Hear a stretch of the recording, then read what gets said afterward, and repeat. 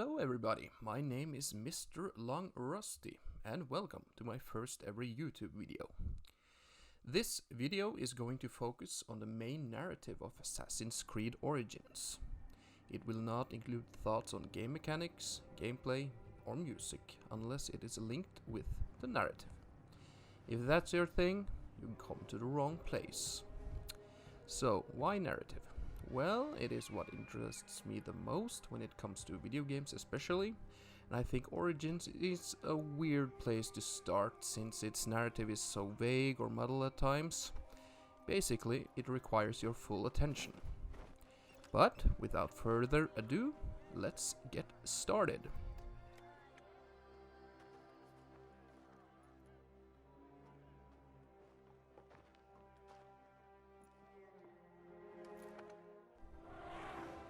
The game begins with an introductory scene presenting our two main characters Bayek and Aya in their home of Siwa. We see Ptolemy the Pharaoh of Egypt going through in a parade, when his focus shifts to Bayek and their eyes lock together. We see into Bayek's mind and see some disturbing images racing through his head. Now it's easy to miss the two guards standing behind Ptolemy in the scene, but remember those for later. We then make a time jump 1 year later, and I think this scene is so well acted, I'll just let it play. You are the Magi from Siwa. I thought Magi were supposed to protect the Pharaoh. I am Magi to no Pharaoh. You see this? I can read my own name, Nat!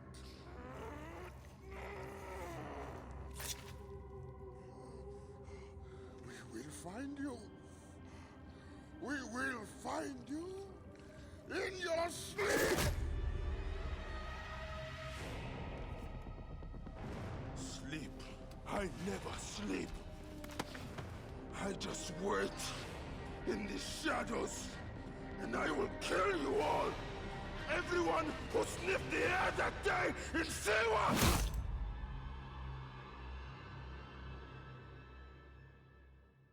So Bayek is talking about an event the player is not aware of yet. Something traumatic seems to have happened to him in the last year.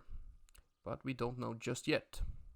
We then return to Siwa learning that someone named Ibis is making life miserable for the citizens.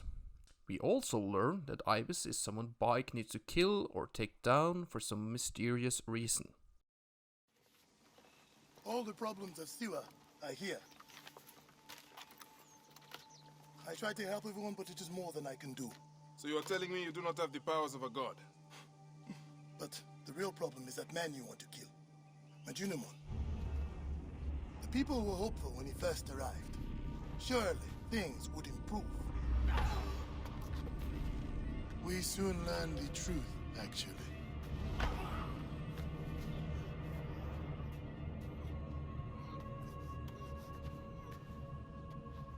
I fear for the safety of your family, priest. I will move them to a more secure area. That is the man you're up against. We then sneak in and assassinate Menabanoon. Now the game uses predominantly cutscenes to tell its story. So after each assassination we get a sort of confession scene from the targets being killed, where they give their reasons for their action.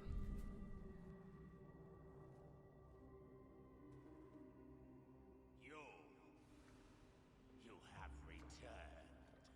To right your wrong. I die my work unfinished. So close, so very close to ushering in the perpetual rule of the strong and virtuous. Virtue! The world will give us the power of the gods. What is one boy? What is one boy? Now at this point the plot is in my opinion confusing. This Menabanoon is talking about some vault and a boy, and then suddenly Bayek hears a voice calling Papa. There is another time jump to 1 year ago, which coincides with the intro scene. We then follow Bayek and his son on a hunt. From this small scene we gather that Bayek and Khemu are very close and have a very good relationship. Ready? Yes.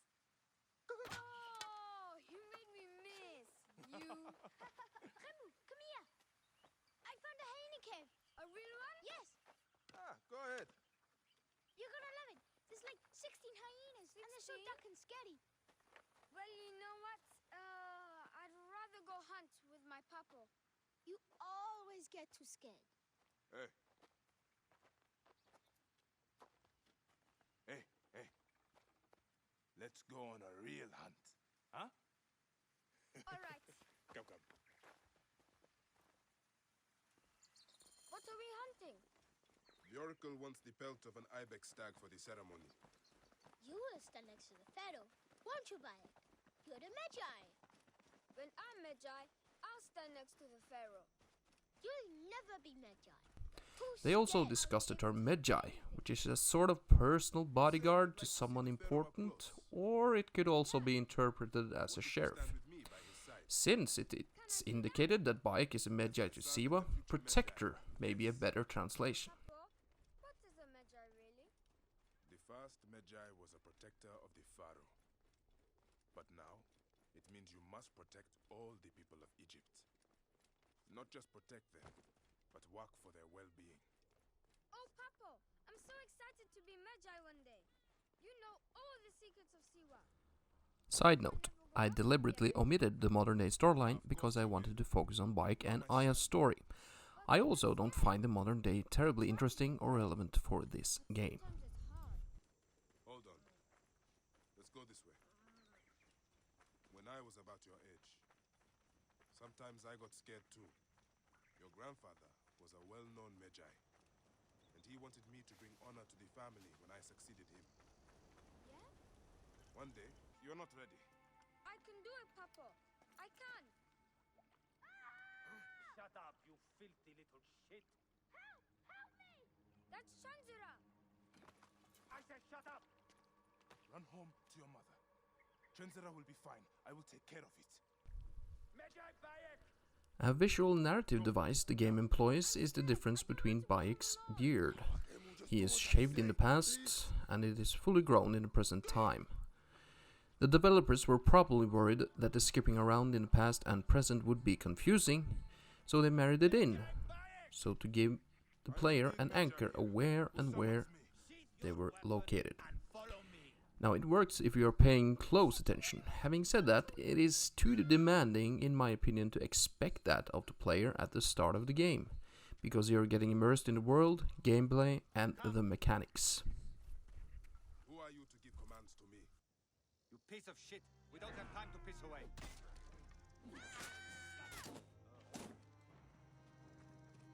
I'll pin him!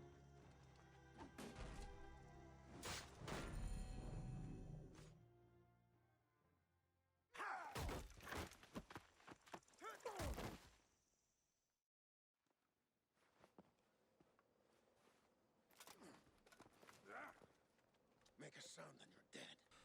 Bayek is being tied up and led down to some catacombs, and we learn from the subtitles here the name Medamanun, which is the same guy that we killed in the scene before. You with me so far? Good, because this game isn't going to spell things out for you. Now, remember the two men with masks in the beginning and a man called Rujek? Let's wind it back. These guys. And this guy. Okay. So, they are trying to unlock something with an orb, but Bayek clearly doesn't know what they are talking about. And here we learn the reason for Bayek's emotional pain. This is a waste of time! The boy is frightened. It's all right. Papa, they need you to tell them about the vault. They need to know how to use this. As Magi, you must have some clue or key or legend that explains its use. I don't know anything about this vault! Please leave my son out of this! He will be discovered. Quickly!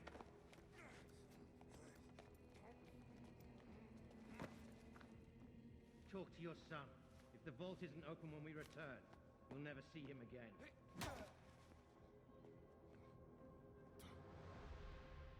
Papa! I did what you said, but It's alright, son. No? Papa, I can get it to you. What? No! Come on, don't! Kotos.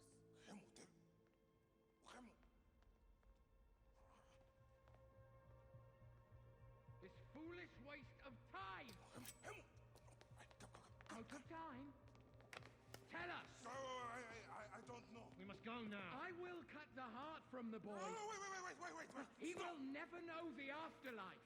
No, I will tell you. I will tell you. No. You're stalling for time. What's this? Stop! This is madness!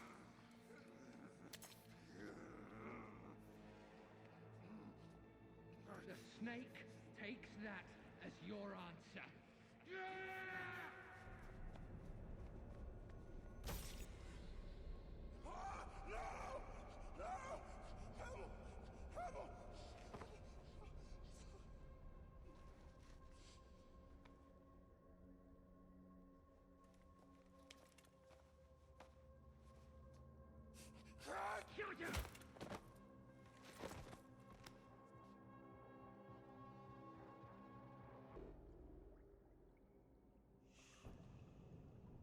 We thought you were dead. You could not even save your own son. You are no one. Bayek of nothing. Father to nobody!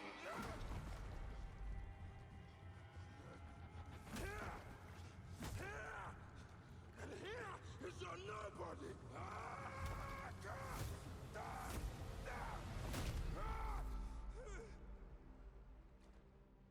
May the hidden one greet you. And then we cut to Bayek speaking to his friend, and the next mission is to go to Alexandria to meet someone called Aya, as we saw in the first scene as well.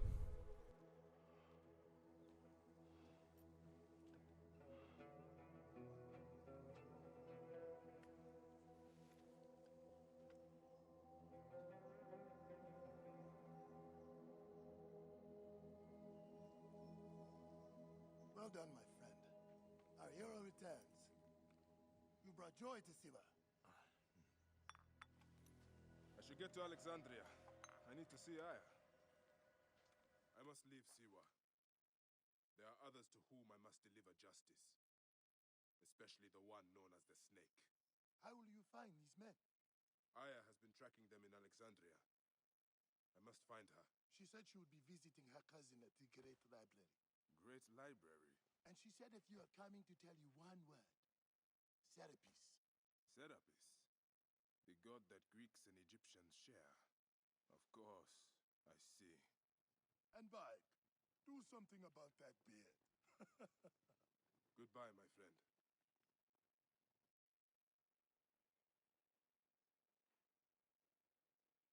We as the player learn that Aya has been tracking these masked men, and then the game begins for real. You are now thrust into this carefully crafted world as we see from the title card, and our next stop is at the Great Library of Alexandria. As we ride into the city, we notice the world that has been crafted for the player to inhabit. Little details like the statues, paved streets, palm trees, buildings is a way for the game to immerse you into ancient Egypt. And sometimes the random Egyptian will be hit by your horse to take you out of it. Anyway, it really works well. Now it's time to meet Aya. She has been hiding from a man called Gennadios, who is after her. Gennadios sent his men on a house-to-house search. Often they drag people into the street and torture them for information. Typical of this system we live under. Gennadios. A monster. The Philakitai of Alexandria. He is ravaging the city to find her. And where is she now? I have a very powerful friend, Apollodorus. No doubt you have heard of him. I have not. You will. In any case, he made a hiding place available to Aya after she ran into trouble.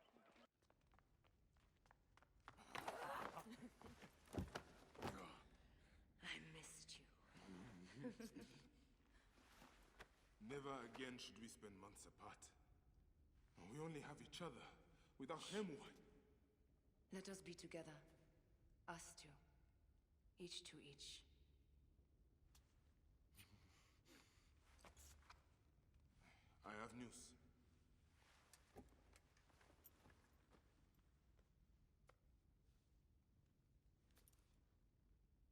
You are scarred by justice. I bludgeoned Medunamun with this. I hate that we have to do these things. But I am grateful that you did. If I am honest, I took pleasure in it.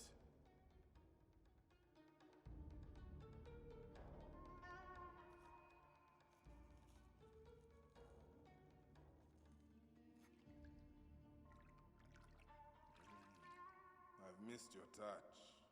I have missed touching you. I killed as well. Actaeon. I hunted him down and discovered a mask in his room. When he returned, I forced him to wear it. Then I thrust this knife through his eye slits. Aya.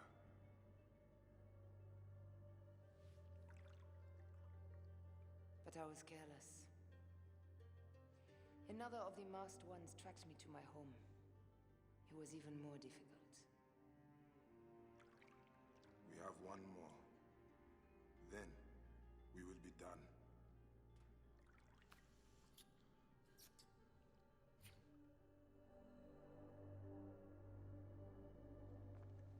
Look at this. I took it from Actaeon. Apollodorus We find her is hidden away in a the well, Royal Council, and which from means the their snake romantic is in Ptolemy's encounter, court. Aya and Bayek seem to have a loving relationship, although their son Camo is gone. Because of She his tells work. Bayek that she has killed one of the masked men, and that is why she was forced into hiding. She has a lead on who the snake might be, which we as the player discovered was one of the names of the masked men in the flashback. This one. Well, at this point, I don't feel as invested in the story. The problem is, here we are being told that she has killed one of the bad guys, but we don't know who he really was.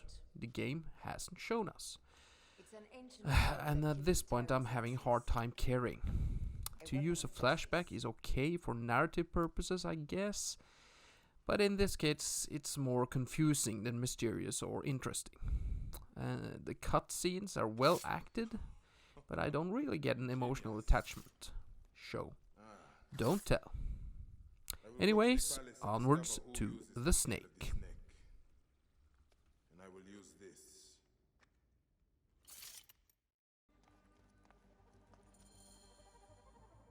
We are introduced to the assassin blade in the previous scene given to Aya by Cleopatra.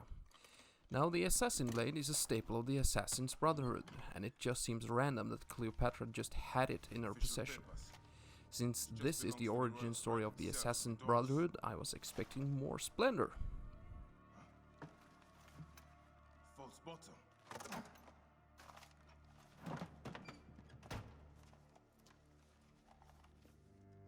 A letter. Esteemed Ibis, the Pharaoh remains compliant and is our puppet in all things. Act with caution in Siwa. The murder of the Heron was but the first. 2 from among us here in Alexandria have also been killed. However, the situation is under control. Gennadios is actively questioning the populace.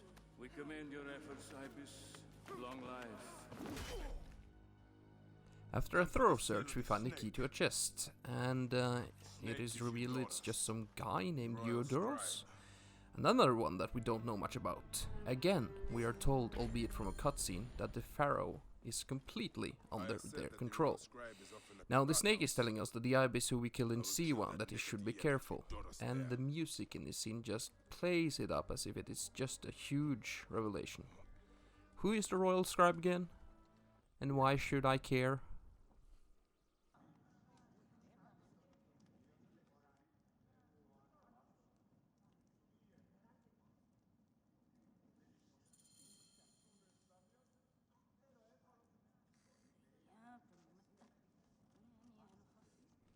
And now we are on our way to kill the snake. We learned from the chest that he frequents the bathhouse. Now what I like about this segment is the way that it connects with the previous Assassin's Creed games, where you sneak above your target and take them out.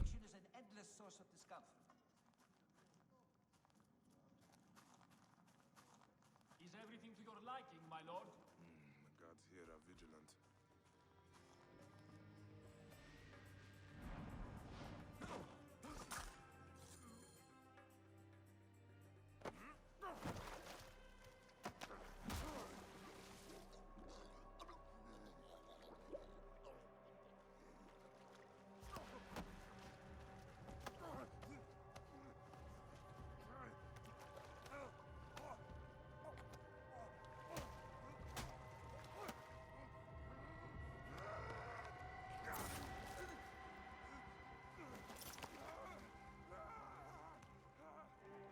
We also see why the assassins have to cut off the ring finger.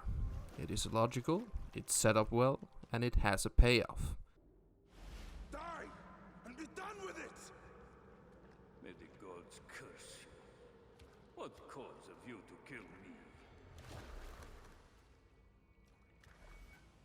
It was you who murdered my son before my eyes!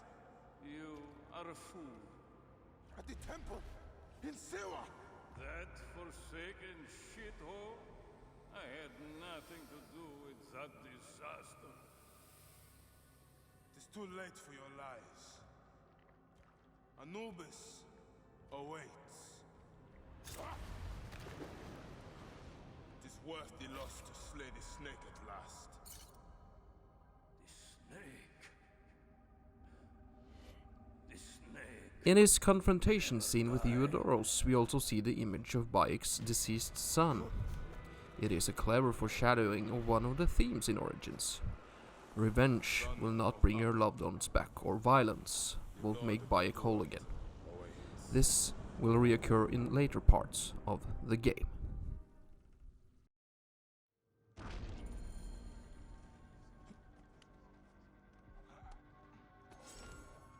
Eudoros, killed! Oh, dear gods, he's been murdered. Look at the blood. But he was so handsome. It's Eudoros, poor soul.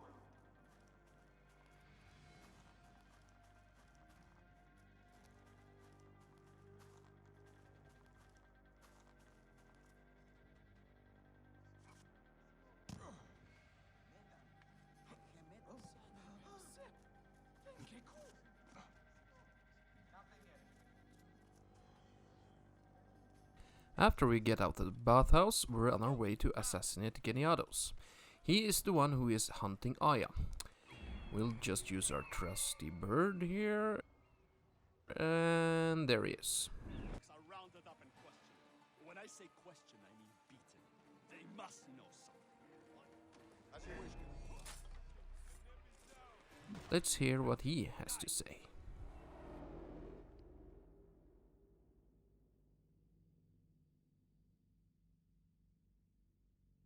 Why have you dragged me into the land of the dead? You sought to kill my wife! Your whore of a wife is a murderess, willfully and wantonly. I did my duty as a Phylakitai, and for this you have taken my life.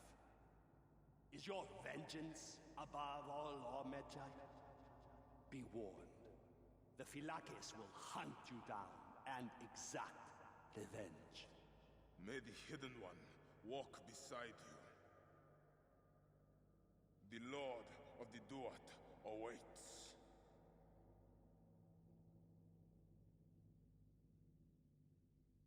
Gennadios has really nothing of interest to say, and it's time to meet up again with Aya.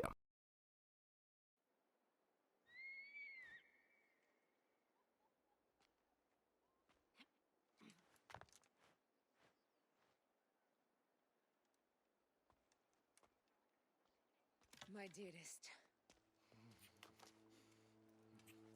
The snake, Gennadios, are dead. It was Eudoros. He died flailing in the baths. I wish I had been there.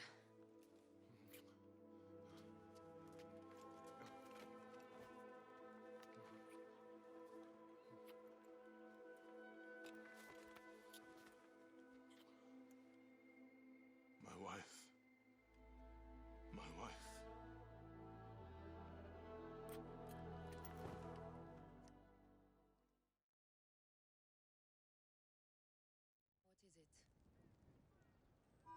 snake. What if he was not the last? Of course he was the last. They are all dead. Justice is done.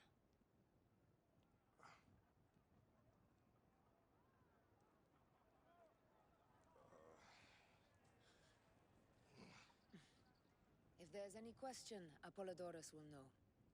He knows all.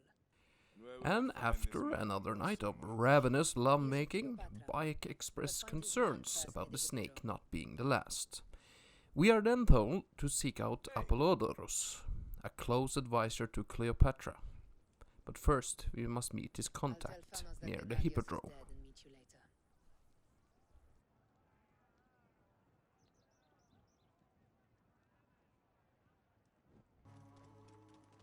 Clear the way!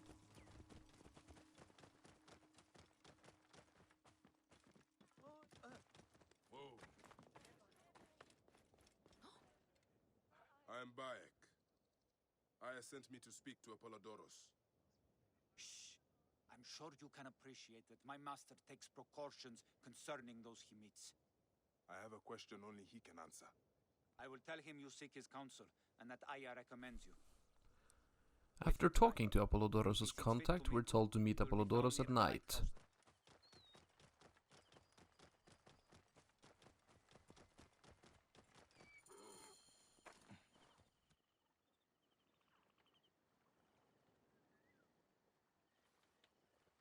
Apollodorus.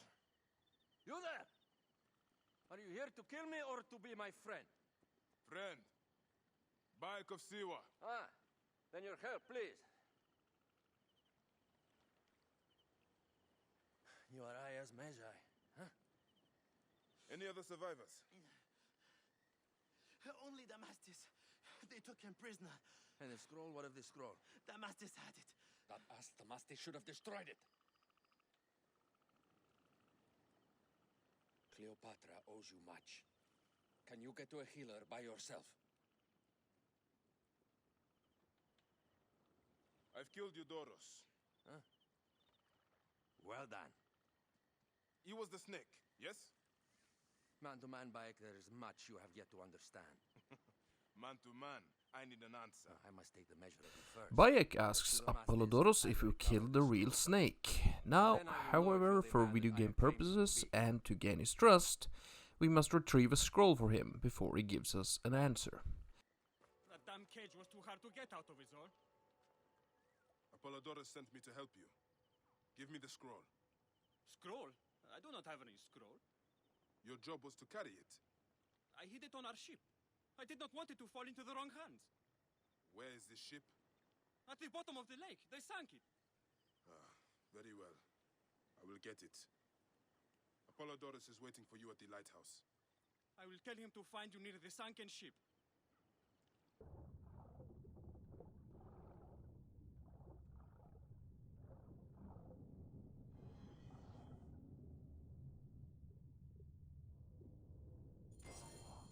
That precious scroll. Neck.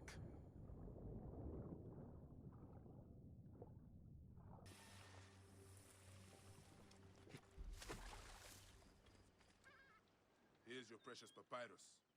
Well done, Bayek. I see you are a capable man. Someone I may be able to trust. After our mission is complete, he thanks us for keeping the contents of the scroll secret, and we ride with him to meet Cleopatra at her villa. In an effort to sway Rome to Cleopatra's side. She will be grateful to you for keeping the communication secret. She is at my estate. We're headed there now. How does Aya fit into all this? Her cousin Phanos informed me that she was a driven woman stalking deadly prey. It so happened that I also had reason to bring down this prey. When Aya was successful, I stepped in to protect her. We are grateful. And we are grateful that During the ride, he tells us that Aya's purpose coincides with Cleopatra's. And we also learn about an alliance with Pompey, a Roman general. This will become clear later. Gennadios? I am very glad he is dead. But it will cause serious problems for you. The Phelakis are a tightly bound group. And murderers. They will certainly come after you. So be it. Can I ask why you wanted Eudorus dead? As you know, Cleopatra's brother, Ptolemy, is too young and pliable to be a strong leader. We believe Eudorus was the force behind Ptolemy, responsible for so many of Egypt's current ills. Here we are. The villa is up ahead. Catch me! Catch me! Come here, both of you! Yes, She I caught me understand with you. her husband. The sensation is most delightful. This way. Oh, don't dwell. She doesn't hold a grudge. Please. Where is my opium pipe?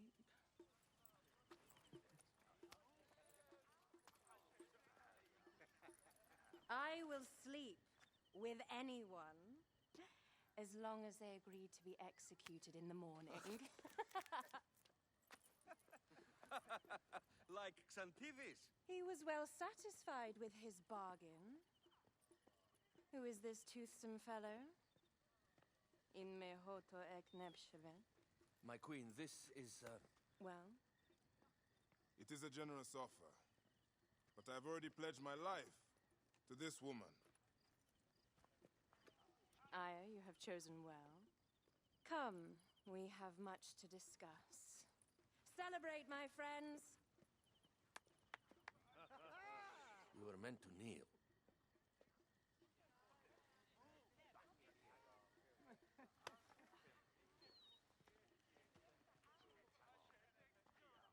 Ah, Pashremta.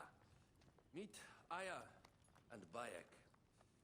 They put an early end to Eudorus. Delightful. You are joining our efforts, then? We do not know what your efforts are. Eudorus was a member of the Order of Ancients. They are responsible for my exile. They tore me from my throne. And why should I care about them?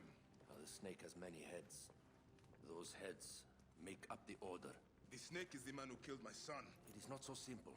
What are they talking about? I don't know. They must know something. The Order of Ancients seeks to control all Egypt. Ptolemy is but their puppet.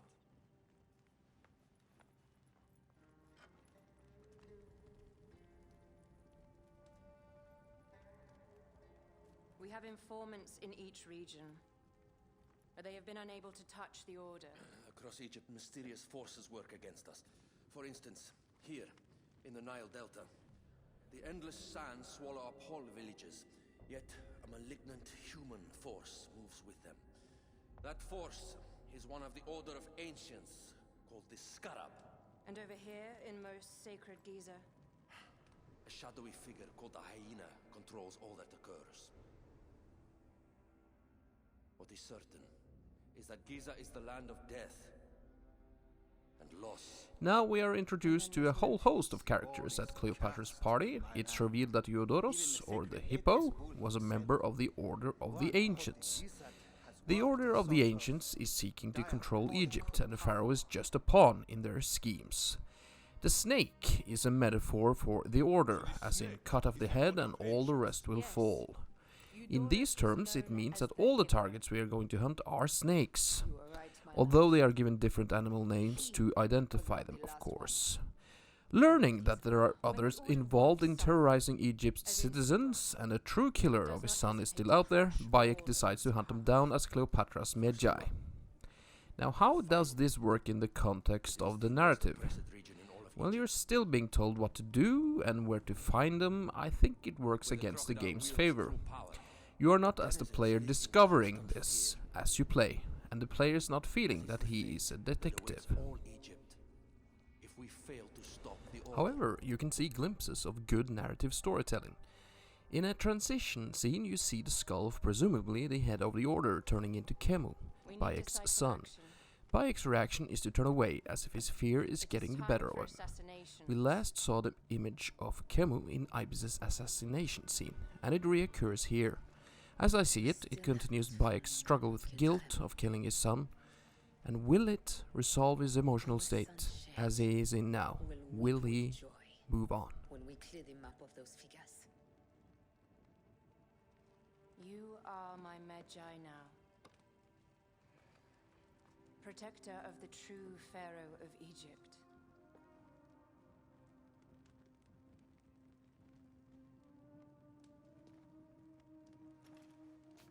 So it shall be. Tonight, we drink, celebrate, make love. Tomorrow,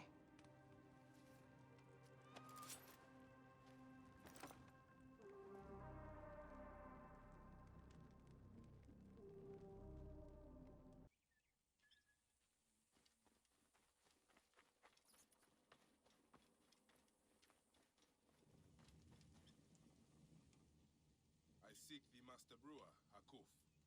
I have no time. Speak to one of my overseers if you must. You misunderstand. I am a Magi. Apollodorus sent me. Apollodorus, of course. He sent me for the Scarab, the shadow that darkens Sais. Please. That is an evil name to speak aloud. Apollodorus knows the people are suffering. In my position, many confide in me. Trade is strangled, the soldiers run rampant, and the weight of Ptolemy's taxation crushes... For our first assassination of the Order, we're traveling to the region of Sais to kill the one known as the Scarab. Now, the denizens of Sais are having issues with the high taxation and trade disputes, and are looking for a way out. We learn early that the Scarab's trademark is to leave people out in the desert to die, and he is also a big fan of mutilations and carnage in general.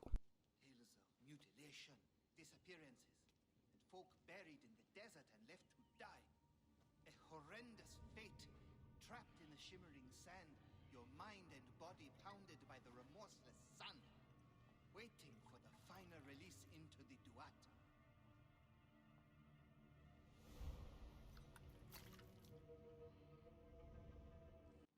The last man who asked questions about the Scarab was near beaten to death, with his tongue cut out. Who was he? Orgupa, father-in-law to the most powerful man in the region, Tahaka. That boy, Hawab, is his grandson.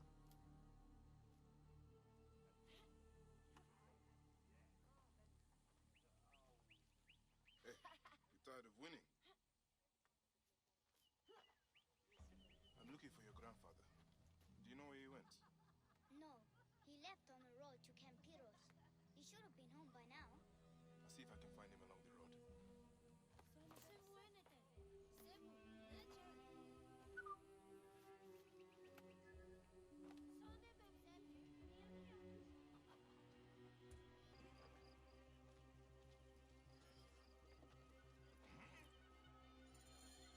Koopa, I will get you out.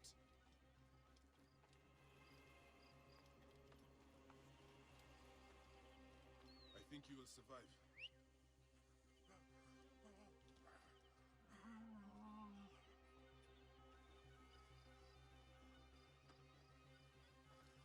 I know the Scarab took your tongue, but we can help each other.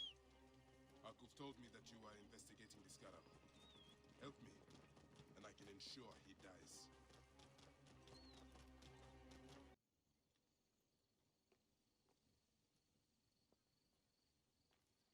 Grandfather, are you alright? Is he hurt? Banged up, bruised, thirsty. The soldiers did not take kindly to him, but he will be alright. Where's your father, Kawa? You must speak of this. Father is away, on his great walk. Mother! Grandfather is hurt. Soldiers mistook him for a beggar again. Father! What have you done this time? He was searching for the Scarab. I hope he can help me. And in return, I can protect your family. The Scarab is nonsense. Everyone knows this. He wants you to read them.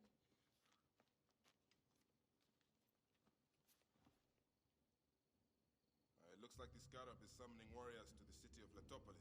By the gods! That is where my husband... After rescuing Old Goopa, which he is called, from an abandoned camp, he hands us a letter, where it's revealed that the Scarab is sending warriors to Letopolis. Maharet, which is the boy's mother, suggests that we make contact with her husband, who is in the region. If you go, tell him I can't wait to see him. Of course I will. As you can see now, much of the game's narrative is told via cutscenes.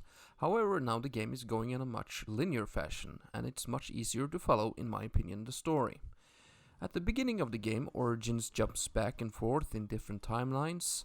This, as previously mentioned, risks alienating much of the gaming population, as they expect a more standardized form of storytelling at the beginning. It's a great risk to take, and the reward has to be on point. Now, what I mean by that is the writing, plot, and the story has to be immaculate, since you're now trusting the player to be intelligent and interpret the game at the beginning. However, this is not the case in my opinion, as the game is becoming your average RPG, especially in the midsection where we are now. Anyway, let's talk to Taharka.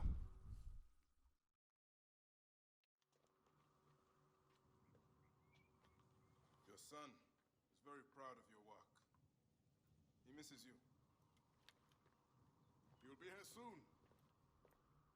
I dream of my son and his sons following in my steps. The world is made by great men dreaming big. What do you dream of, Bayek?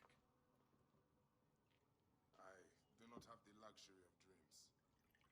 Just finding the scarab. The scarab preys upon the weak. He is no threat to me. Are you not afraid of the scarab, Taharka? Seems after what he did to your father-in-law. What happens to poor Koopa tears me. Whatever my life's work, whatsoever I did to bring that down upon me, I beg the gods forgive. Master Taharka! They're attacking the ruins again! Bayek, come fight with me. Sandstorm coming. Think to themselves, lions! They are but women! In the following conversation, Taharka expresses guilt over his father-in-law when they're attacked by a group called the Reavers. After killing a bunch of these bad guys, Taharka urges Bayek to kill the rest of them for him, using Bayek's Medjay mark as an argument for his case. Bayek voices his concerns that this is not his problem, but eventually agrees. Taking out the Reavers is no problem for Bayek, and Taharka thanks him for his help and invites him back to his home to spill the beans. Why we need so many to help us with our great work. And what do you promise them, Taharka? Parcel of land with a house to call their own. They must only help reclaim it from the desert. That is all? Just dig up your house. It is no simple task. We must all pitch in to honor the gods. People know his vision is a true one. It is good to honor your father, Kawa. The savior of Letopolis. Let us have some honey dates now. And... Are you alright, Bayek? Are you unwell?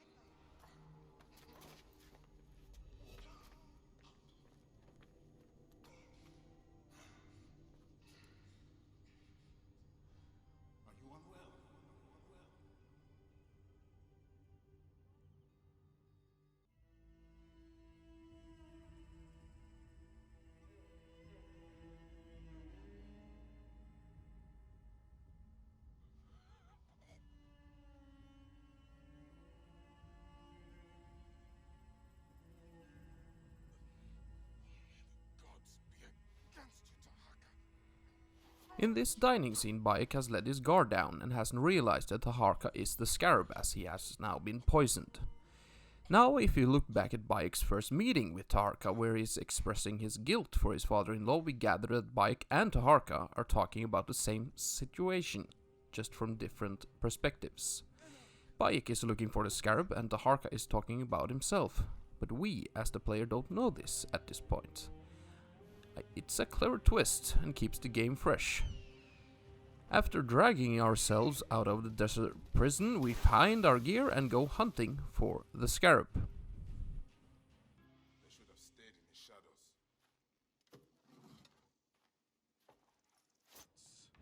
Smile upon my work.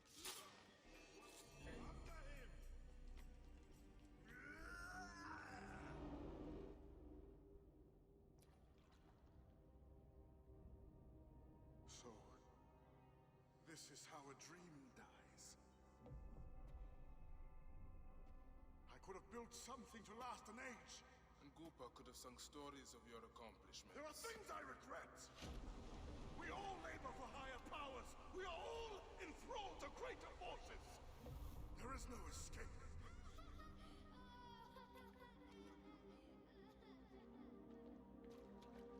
I am but one in the Order of Ancients. This victory will bring you no peace. It is not peace that I seek. Continuing the artsy cutscenes, we hear hints of Kemu in the background, suggesting that Bayek is not at peace with himself yet. Although he says it directly in this scene, I think it's a contradiction between his emotional state and his actions.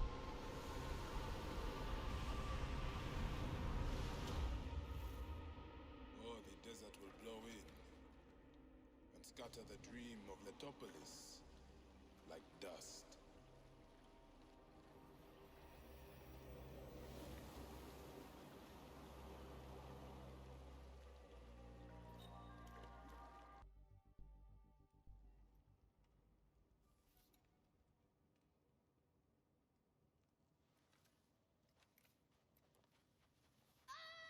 Father!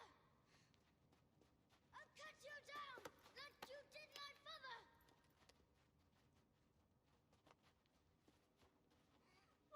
I thought you were a friend!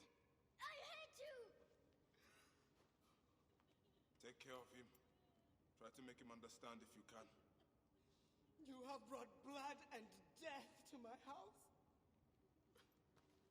You are blind. But now you must open your eyes. Your husband was Iskarab. He did this. Your father was tortured and In the following scene, there is a great opportunity to further elaborate on this, and to the game's credit, it explores this theme. Bayek justifies his actions by telling the wife of the Scarab that he was responsible for the abduction of her father. However, when he walks away, he apologizes to his son, emphasizing his personal battle.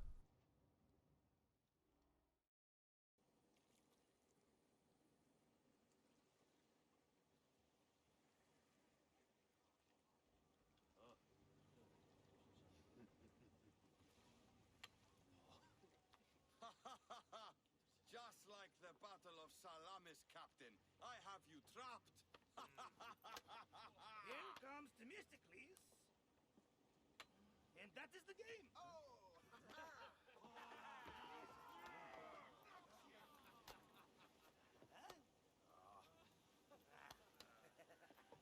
Hamodo! Foxidas, why are we delivering all this treasure? We could retire to Lesbos with this amount of gold. What say you, desert rat? If that chest doesn't make it to Pompeii, this ship won't either. We crawl through Hades to deliver it if we have to. Enough. Back to work, you slack black horse! Themestis! My trusted shield boy! Now the game gives us control over Aya as she is on her way to Pompeii to gain his alliance against Cleopatra's brother. I haven't mentioned this, but I deliberately omitted the modern day storyline, since I think it has little impact on Bayek and Aya's story, and I don't find it interesting at all. And let's be honest, you come here for the Egyptian experience, right?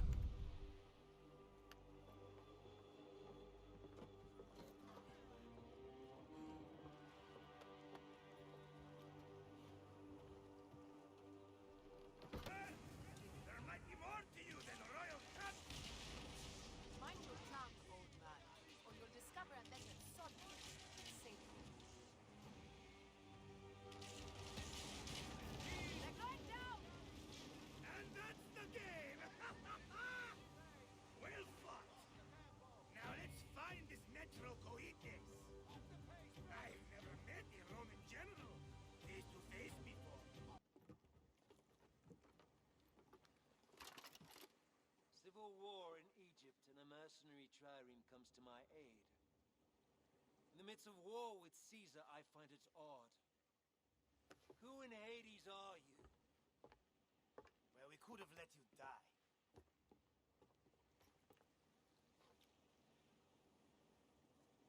Pompeius Magnus. Greetings and friendship from Queen Cleopatra.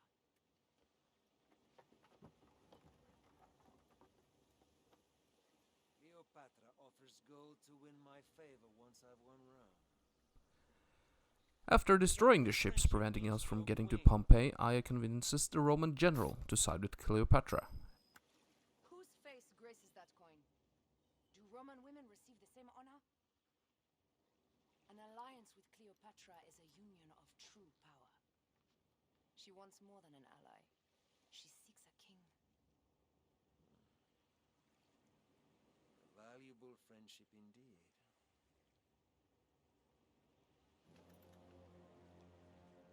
Agreed. My fleet will soon be ready for Egypt.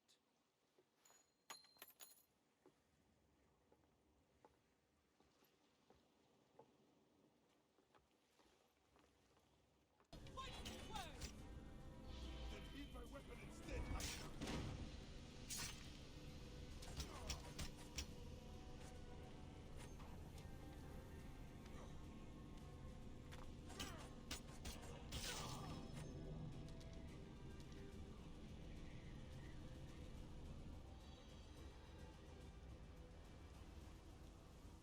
We now return to Bayek, who is busy tracking the rest of the Order members down. And we start off with the hyena. Now there really isn't too much to say about the next target, although the hyena can reveal that she is responsible for collecting silica or god tears for the magic stone that the Order believe can open the vault, as we saw in the beginning. You saw it, didn't you?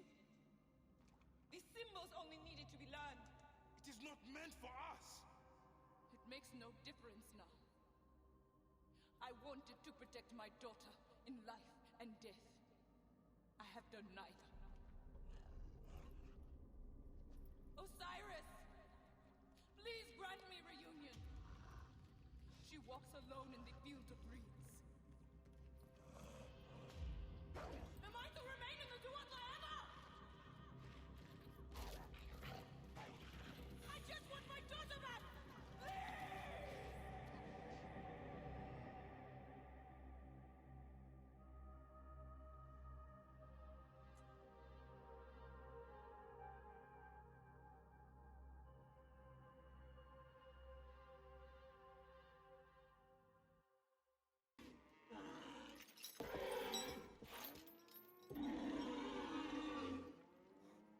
High Priest.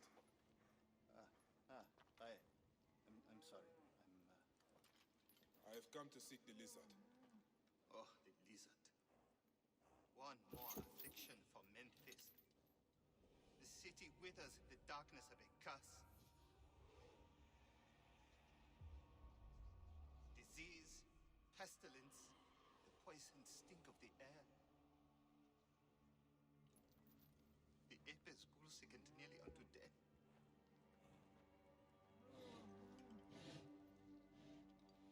Gods have abandoned us. The people look to me for guidance, but I am as lost as they. Hush!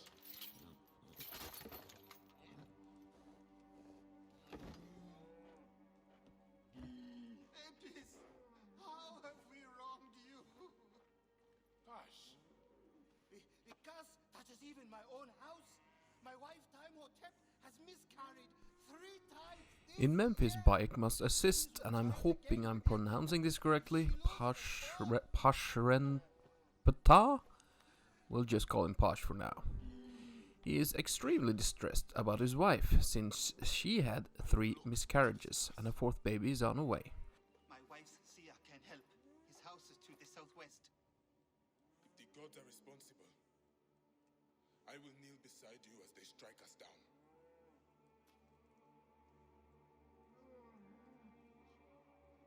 Grow, O light! Come forth, O light! My child!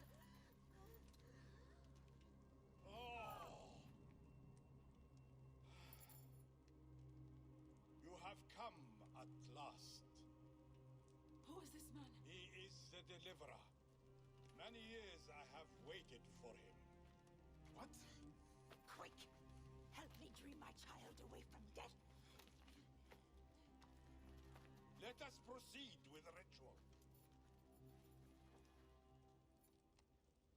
Bring me the cauldron. I am the master of secret things. The form of the soul that rests in the heavens. I am servant to the great god.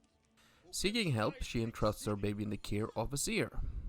Seers were used to help women conceive and interpret dreams, and was seen upon as magic in ancient Egyptian daily life. And answer me without falsehood. Let your eyes be opened. Devoid of moisture, come forth from the stream. Sothis, let their eyes be opened. Let your eyes be opened.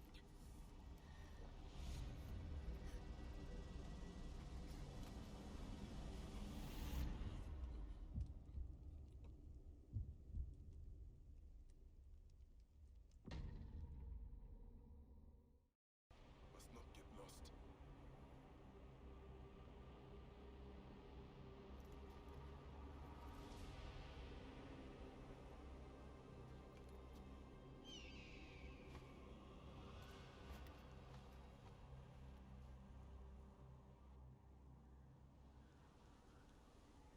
What is this god's forsaken place?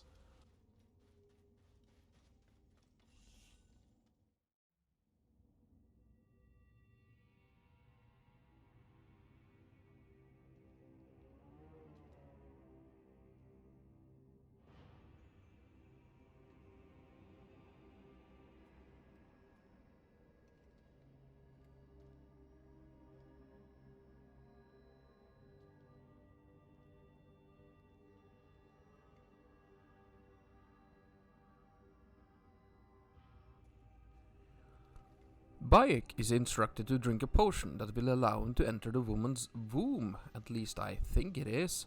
It's a bit hard to interpret. If you know, just leave it in the comments. Now in the dream, Bayek catches up with a vision of himself who rips out a glowing orb from his chest. Focusing on Bayek, we see that he is bleeding profusely.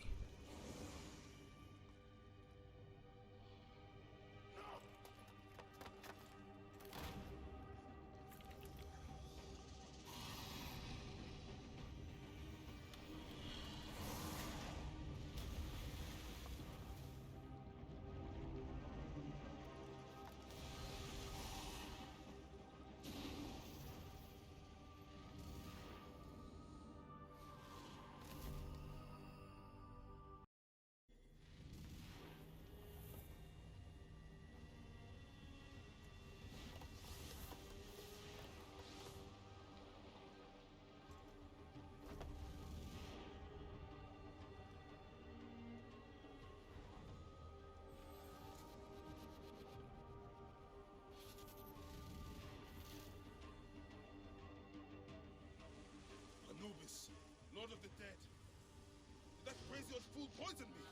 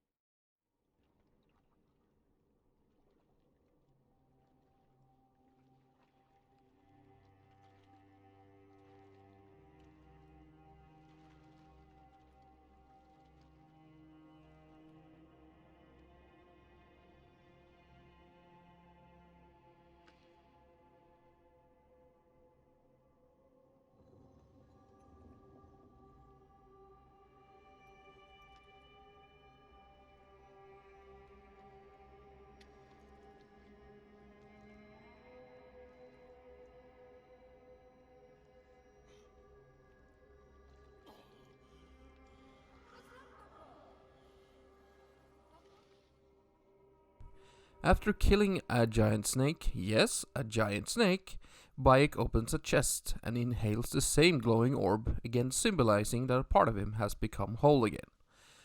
Afterwards, we see a clear sunny day and endless meadows as far as the eye can see.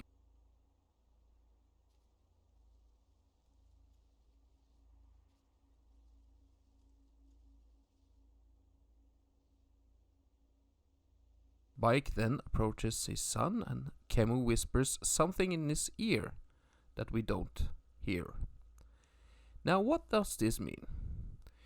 Well, from my point of view, it seems that the glowing orb seems to symbolize Bayek's ability to forgive himself. His guilt is clearly weighing hard on him. And when he faces his son in the fields, I can imagine Khemu saying something like, "It's okay, father." This may absolve some of Bayek's revenge-filled rage, and he can start to heal.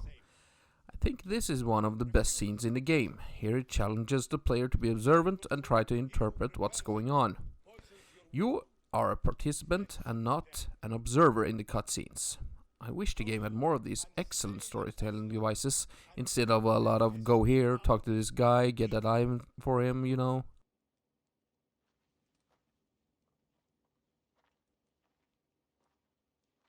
Praise to him who will deliver us all.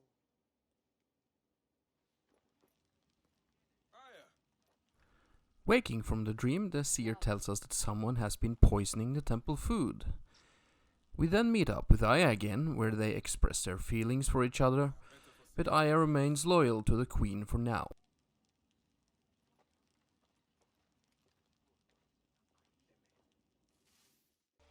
Have you spoken to the High Priest?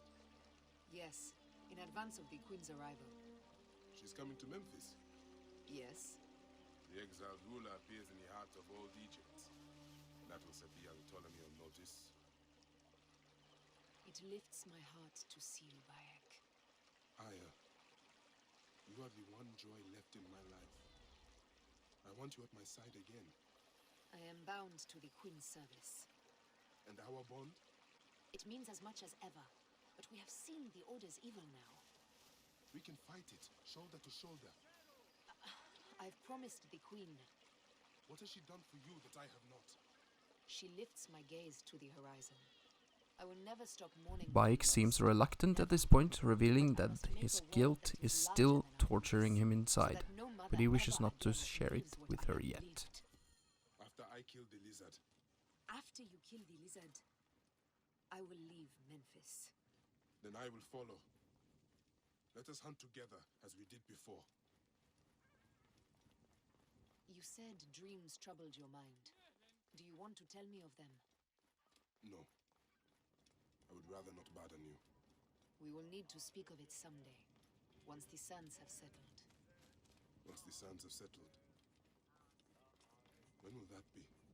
Soon, I hope. As they rule, the gods curse our land, withholding the river's floods. But as the living goddess ascends the throne... We are still in Memphis, and we see a cutscene with Cleopatra addressing the people, establishing her political power around Egypt, where she is selling the fantasy that she is a goddess. Through me, Egypt triumphs!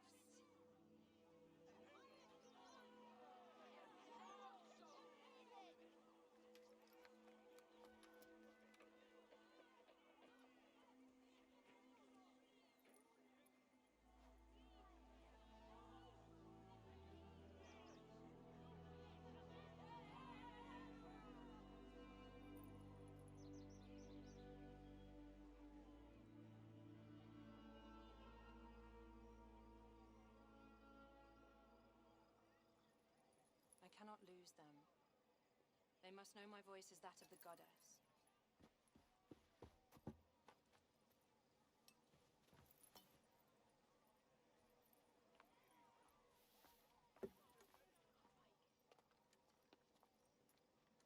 My queen. The Apis bull persists in ailing. We have found the cause of his sickness. He was poisoned. Who did this? The twin priestesses. How have them boiled to death inside a bronze bull. Goddess, no. They were coerced. Their brother was kidnapped. Bayek, Aya, and Pash meet up with her. There they reveal that some priestesses and a high priest are responsible for the poisoning. Bayek is then tasked with killing the priest. Even Hetepi is against me. Your wife and child were threatened by him, but now they are safe. We can overcome this. The priests of Anubis will be conducting rites in the Great Temple. Look for their masks. My blade will serve as well as his. No, that's me. I care not who kills the priest. Let it be done before we head to Heraklion in the north. Wait.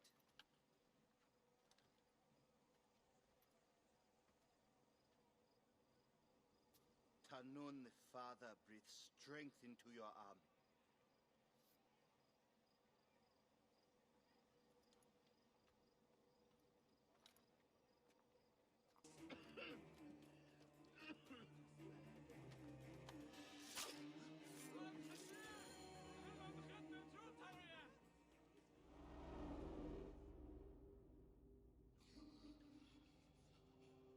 We then, as assassins do, assassinate the priest, learning absolutely nothing about him. The main problem with both the hyena and the lizard is their character. We're given some sort of backstory about how they justify their actions, but it doesn't do the narrative any favors. Now, in contrast to the scarab, which we are double-crossed and left to die, we're given an extra incentive to kill him. Instead of just being told how bad these bad guys are, again, I keep coming back to it, we're told, not shown, how bad these guys are, and for every interesting character in the game, there are at least 2 or 3 that just fall flat. I guess they have their own introductory sequences, but it isn't good enough in my opinion. I suppose it works from a gameplay perspective, as we are fighting the hyena in an okay boss fight, and fighting a giant snake, which is not a good fight. Too much health and he's too fast. He's alright in the lizard storyline, but it doesn't excite the player from a narrative perspective.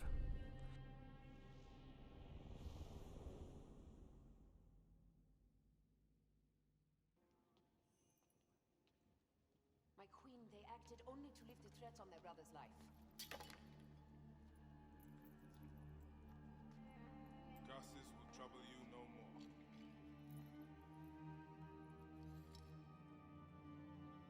Hetepi. What could have driven him to such madness? Memphis is yours again. Ours. These dark matters settled, we can finally prepare for the festival of Apis.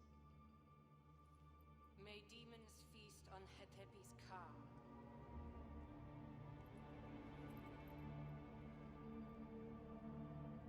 And may those guilty of Chemo's death soon follow.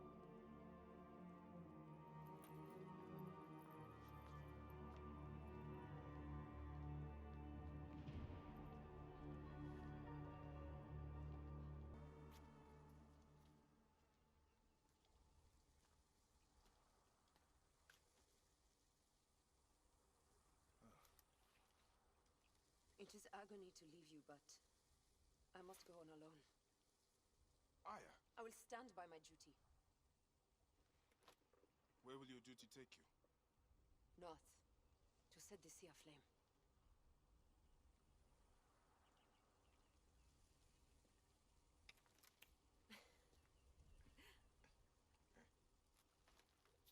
I walk on your water. I hope we will hunt together again soon. Until then, let us take this night as Having killed the lizard, there still remain other targets. Surprise, surprise. We then say our goodbyes to Aya again and head off to our next assassination. So, now they send the son of Egypt against me. It has been a long time since I spilled so much blood. I was sent by Polydorus.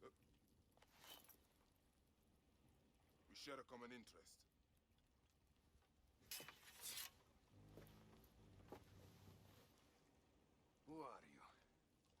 do you want, eh? I'm Bayek of Siwa, and I seek information on the crocodile. The phantom that has brought Fayum to its knees. What could you want with him? He belongs to a group that is destroying Egypt. I intend to hunt every last one of them down. Bayek of Siwa, you don't know what you are up against. The crocodile has transformed not only the land, but the people. Those who do not cower in fear are made to work for him. And you have no idea who the crocodile is? Our next target is the crocodile, and we need to make contact with another informant named Hotefries. Hotefries tells us that he is in the possession of a ledger that will identify the crocodile. However, he doesn't have it on him, since he is hiding from the crocodile. He tells us that he left it with his wife. My family is safe. That is why I have to stay on the move. Here. This will tell Henut you are a friend to be trusted. It is for my daughter, Shadia. Once you have the ledger, find me at the docks south of Euhemeria. Quick! They are selling fast! I won't let them close down this kitchen. Henut? Yes? Hotefres sent me.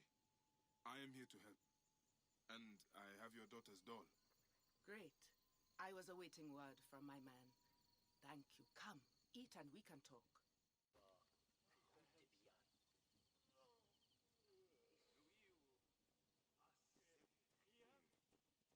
Oh, I love my new doll, Bayek. I will name her Iset, and she will be the protector of all Fayum.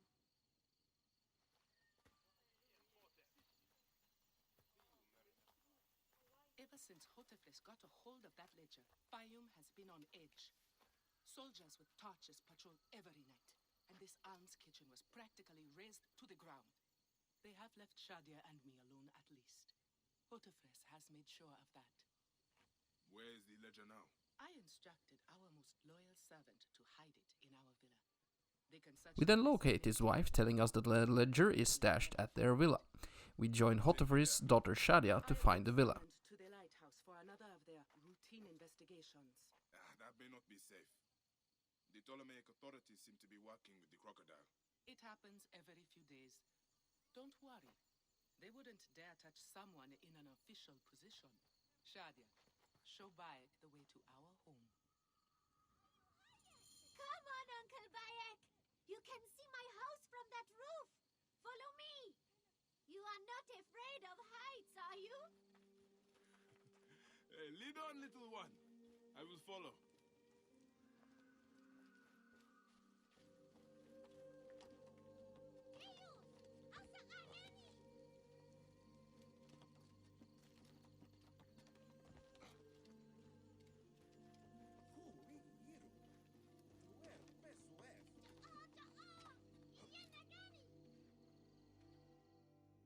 I come up here a lot. Everything looks so beautiful. The people should be happy, but they are not. Don't worry. Your mother and father will look after them. Where is your house? On the hill there. See it? Yes. And soldiers.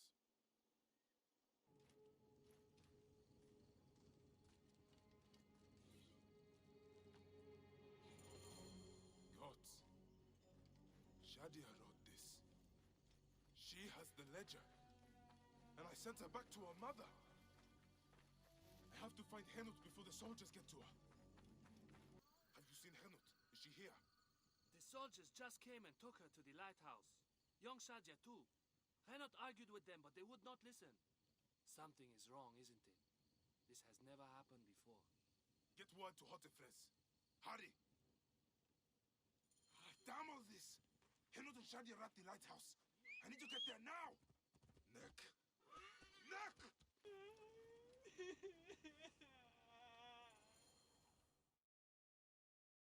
After doing some sneaking around, we find a message telling us that Shadia has the ledger. We race after Shadia and her mother to find the mother crying at the docks.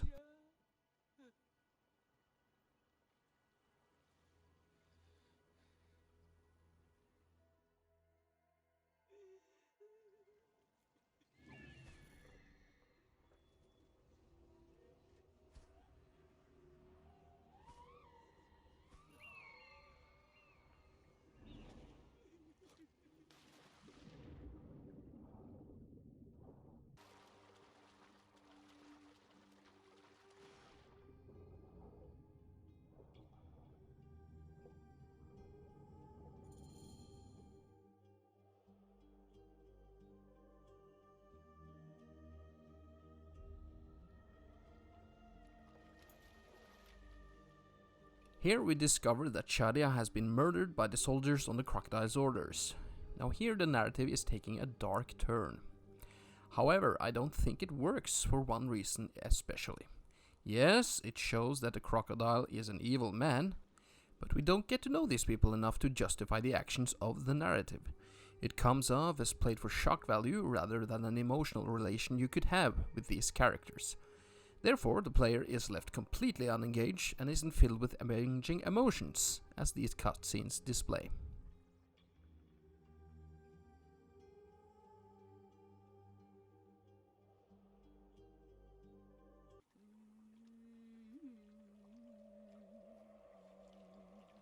It is over. The crocodile has won. The ledger lost. My daughter. My Shadia. He has taken everything from us. He will pay for this. And all those who serve him.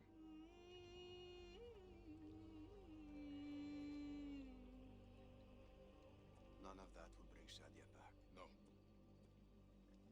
But at least you'll have the comfort of revenge. We both will. I hope so. I will do anything I can to help you, brother.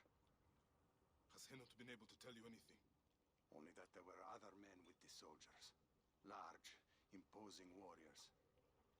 One red-haired. Bandits? Soldiers? I believe they were gladiators. From the arena in Crocodilopolis. It seems this monster uses fighters to do his bidding. I will find this monster, friend. He will die.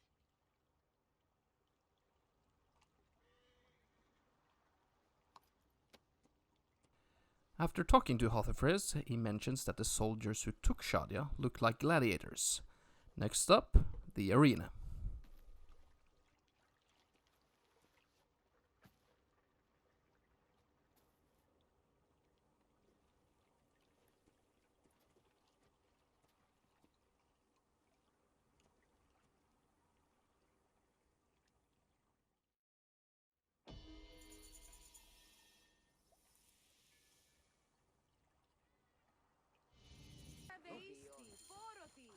The gladiatorial arena.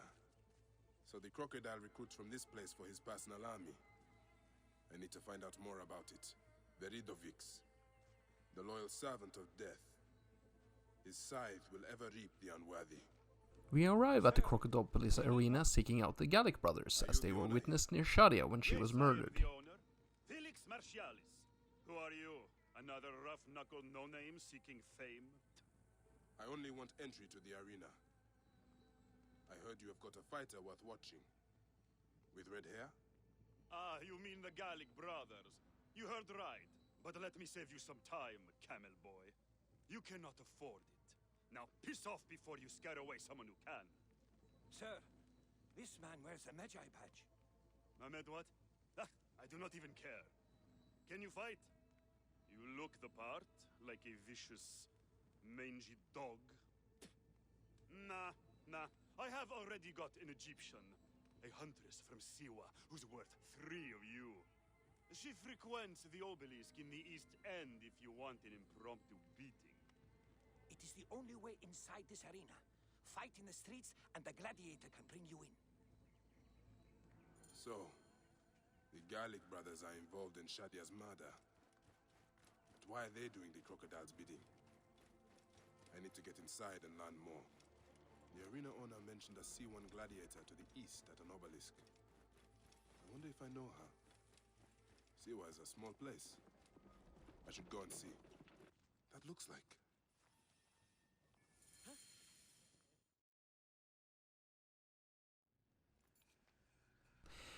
We find out that a fellow resident from Siwa has been fighting as a gladiator, so we go to find her.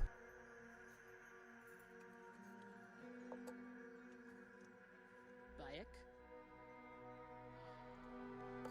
My friend! My brother! Oh! Ho ho! She it! It's good to see you. What are you doing in Fayum? I heard this was a good place to prosper. But I never expected to find you here, Kensa. What can I say? I heard the call of the arena. Can you believe it? I am a gladiator now. Huh? But come. Let us talk. And drink.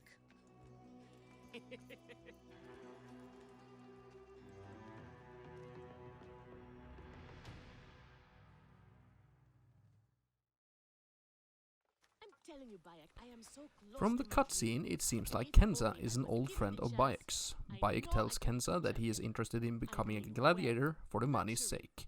Now we as the player know, of course, that this is not the case.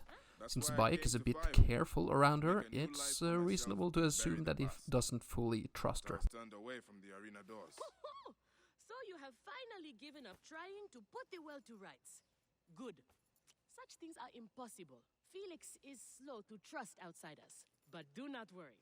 With my backing, we'll soon be fighting side by side. First, we drink. And in the morning, we can go to the arena for the proper introductions. It's good to have you here, old friend. I want this man to be my partner. As it happens, the Iberian was torn apart by lions yesterday. I may have an opening. And if Kensa vouches for you... You will need a title if you're going to team up, though. How about the Siwan Warriors? I think the Guardians of Siwa would be more fitting. Kenza then persuades a Roman official to let Bayek and her fight as a team together in the arena. Come inside.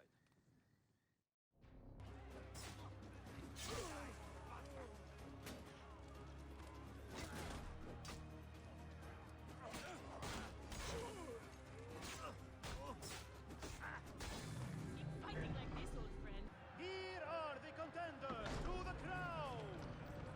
The Guardians of Siwa! Undefeated! After winning a few fights, the Guardians of Siwa, as they call themselves, confronts the Gallic brothers.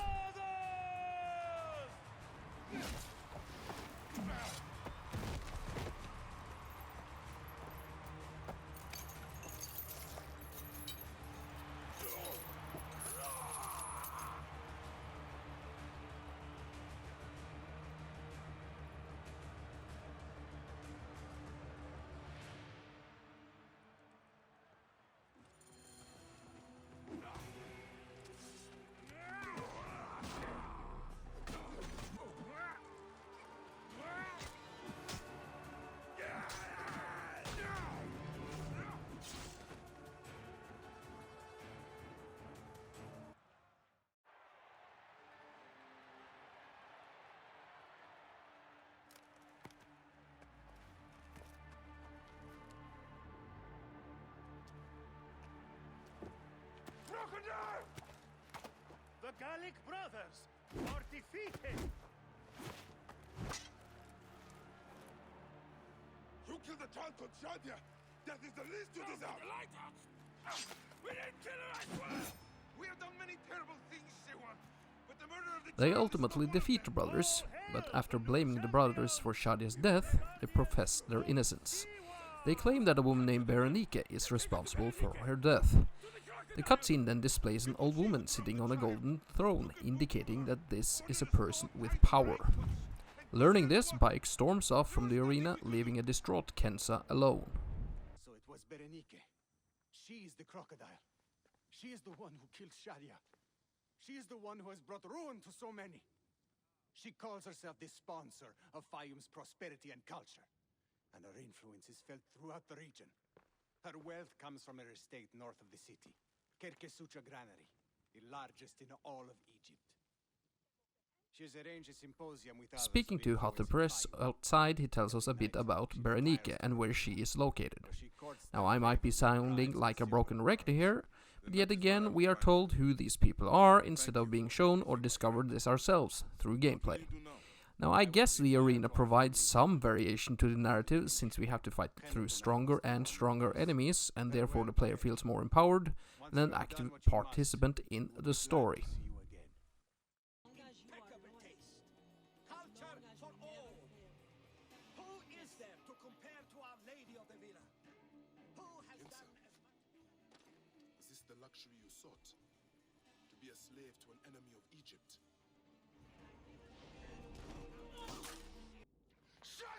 We discover that Kenza has been hired as a bodyguard, reflecting that Bayek's decision to not trust her was sound.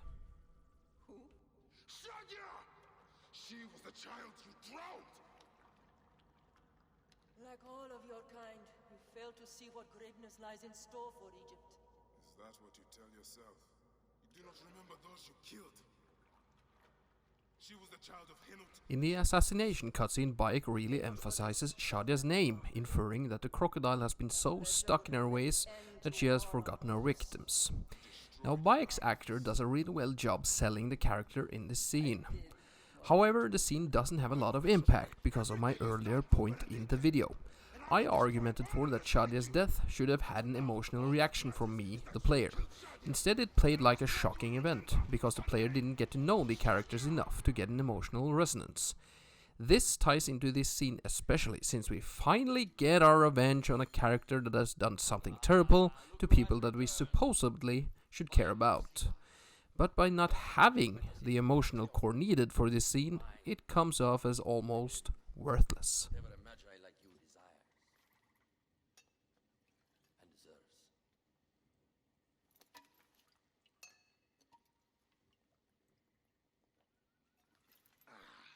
To the queen!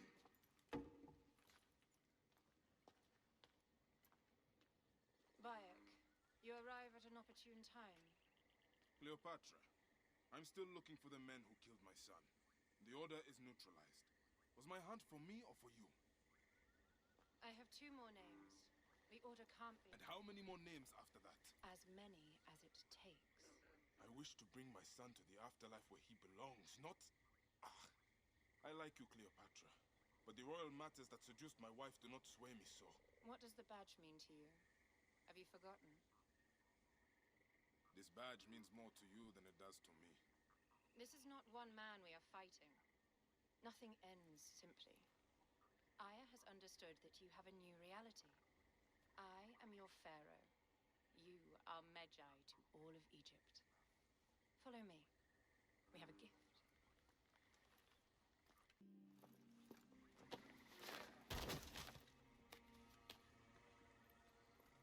Otuo! Just kill me already, you coward! Here is your gift. He is in the order of ancients like Septimius. We found him snooping around the villa. We think he knows who killed your son. My brother Septimius killed your son, and I don't give a shit! Shit giving is my job.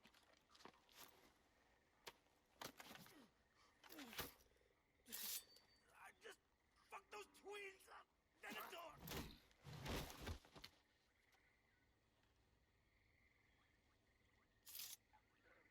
Now for you. I will press him for more information. I suggest you visit the brothel in town. We return to Cleopatra, questioning her true purpose in all of this. Bayek suspects that Cleopatra wanted these people dead for her own gains, rather than his. Cleopatra assures him that they are on the right path, and Bayek begrudgingly agrees. She explains that 2 more targets has come to her attention. 2 Romans called Septimius and Venator.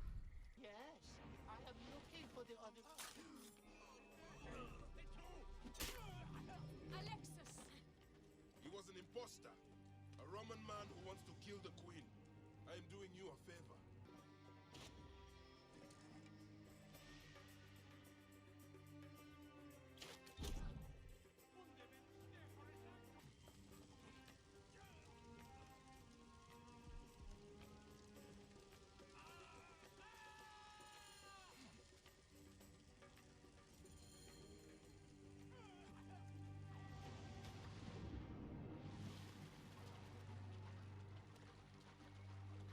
We then kill 3 targets and return to Cleopatra, where Bayek once again reunites with Aya.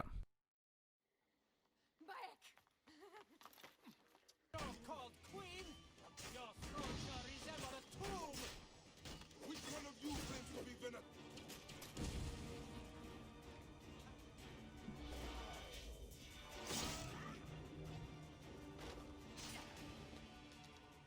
Save a place in the duat for your brother Septimius. Hey, old man. Oh, are you injured? Just a flesh wound. I am fine. Nothing hurts anymore.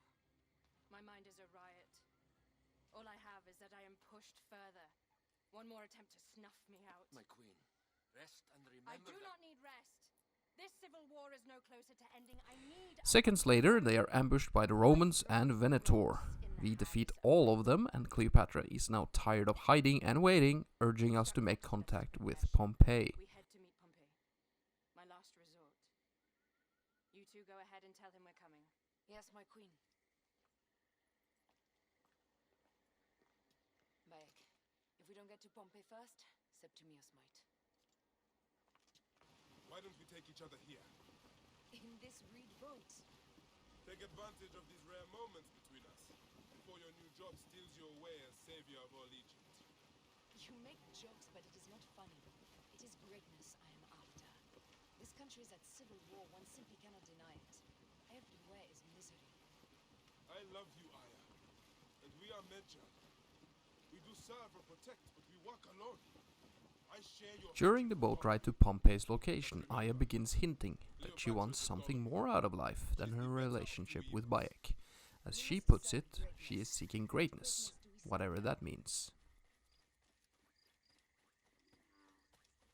We are parents. We were parents. I love you, Bayek of Siwa. But what are you of now? Gods. The Nile will run red for many moons. Osiris will be busy. These are Romans. None of Ptolemy's naked ear-debts? No. And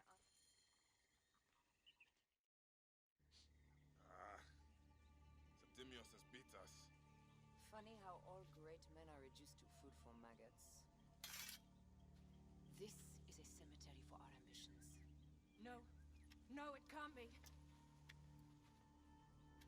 Where is Caesar? He has arrived in Alexandria. He is heavily guarded, so there's... Bring me to... We find Pompey and his men slaughtered by Septimius. Cleopatra then suddenly asks us of Caesar's whereabouts, and we're told that he has arrived in Alexandria. I find myself losing interest in the narrative at this point. The reason for that is how clunky and rushed it begins to feel. We still don't have a clear villain with proper understandable motivations. Now I get that the Order of the Ancients members seeks control and power over Egypt, but I feel that we need some sort of anchor to ground ourselves in the game. Furthermore, the game is constantly introducing us to new characters that we don't care about. When Cleopatra asks where Caesar is, we are nearing the last part of the game, and I remember sighing and thinking, Caesar is in this game? Now, Caesar is one of history's most recognized characters, and therefore should excite the player. However, in my case, I was quite apathetic to the reveal. The reason being that I didn't want to be introduced to another character, and given the game's track record, good characters versus bad characters ratio so far, I was feeling uninterested. But there is Bayek's character motivation and the way he is written that still keeps me afloat. I want to know who is behind his son's death, and I hope he gets his revenge or peace. That is the only motivation for me as a player to see this through to the end. Armed or not, they will recognize her.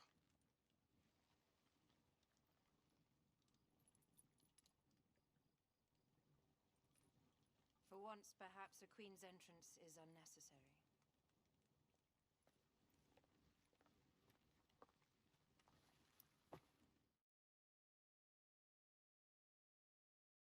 Arriving at Alexandria docks, the party debates how they're going to sneak Cleopatra inside Caesar's residence. This, according to a Greek biographer, did actually happen. However, it's been heavily disputed since the biographer wrote about Cleopatra a century after her death.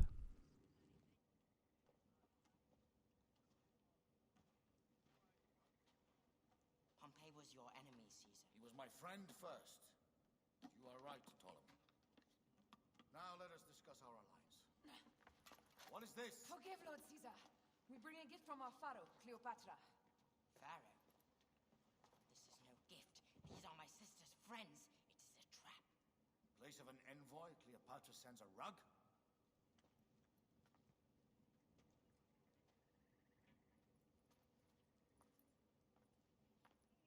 I wonder how you all entered my palace.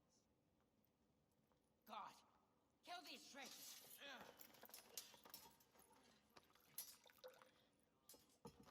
My wretched brother. He's let the wine go to vinegar, and my kingdom to pieces. Great lady. Your audacity is equaled only by your beauty. Flavius, please. I can offer you what my brother failed at with me. Marriage. A true marriage, that is. If you ally with my sister, I will kill every last Roman in Alexandria. Enough of the big words, little brother.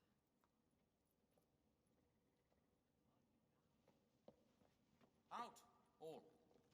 You will each be sent for when our congress is concluded. I wish to hear both Ptolemies' side of the story.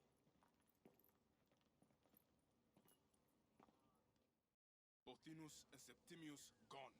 We missed them. You will have your vengeance soon. This is Cleopatra's time to officially become queen. If she is crowned queen, we will be able to act from within. Crush the network. Tomorrow, our queen will have turned flattery into progress. We'll reconvene tomorrow at the gardens. You proved your worth tenfold today. You truly are great Medjais. Aya, dear one, thank you for coming. All is well with great Caesar. Good, my queen. Soon you will be on your throne. Yes, yes. I must ask you a favor, though. The tomb. I fear Lord Caesar should have the honor to bear witness to the author of our kingdom, Alexander the Great. You want to impress your new lover, I see. The tomb is sealed, no? It is, but by an act of Gaia, not a royal decree. An earthquake in the early days of my father's reign has blocked the door. Do you know our metropolis well enough to suggest an alternate means of entry? The underground. You would enter from below. Well, I would find a way into the cisterns and canals below, work backwards, and find a way to clear a passage into the tomb. My lady.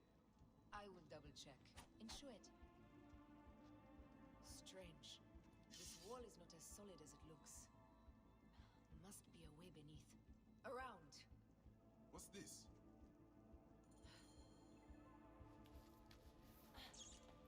This is a tighter squeeze than the caves west of Siwa.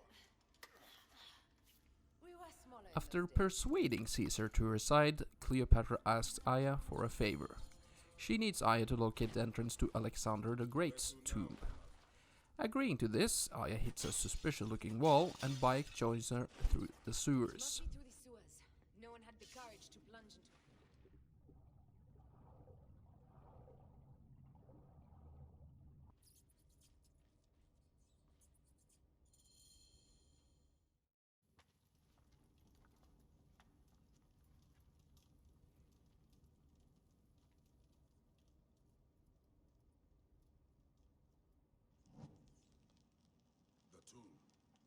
Incredible. I hope you will provide me with a similar sarcophagus. Whatever you want, my love. It is said that his sarcophagus is full of honey, helps preserve the car. Oh, unbelievable. Promise me you will bury me with my blade, so I can protect myself in the field of reeds. Promise. These markings along the bottom, they speak of Siwa. Devote, and a scepter that Alexander holds. Our moon stands in a field of trees, where a marked sphere meets its scepter. Man to king, king to god. A marked sphere. What did you do with the orb I gave you? I gave it to Apollodorus. He loves those things. We should let the others in. I'm going to keep looking around. These paintings on the wall.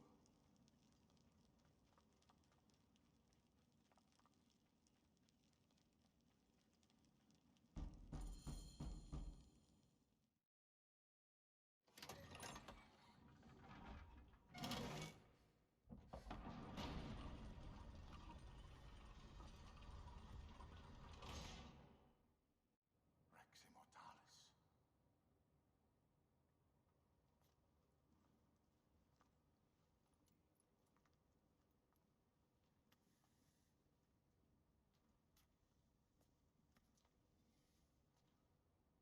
The stuff he is holding. The markings. Ever since I was a boy, I've idolized this man. He is similar to you. I wept at the base of his statue in Rome. At 30, he was a god with an empire stretching across the known world. What have I done with my 5 long decades here on Earth? Entirely, do you faint? Together we can do more than Alexander did. How long before the queen stops impressing Caesar and starts impressing us? After finding the tomb, Bayek notes that the engravings mentions Siwa, a vault, and a scepter. Aya then proceeds to let Caesar Cleopatra into the tomb. Caesar marvels at Alexander and gives the player a rapid history lesson about him. Flavius then interrupts and states that a Roman emissary has been caught by Ptolemy. Greek soldiers will pass more freely through the city than Romans. Let us settle this matter, my queen. Flavius, come. Look. We have found the great king. We need to alert Caesar. What happened to you? Septimius. They are preparing a siege of the harbor. They want to take the palace. I will not betray Caesar! How many more heads must I chop off before Caesar understands? This is futile. A change of plans. The lion says we must march on the Pharos and trap the queen.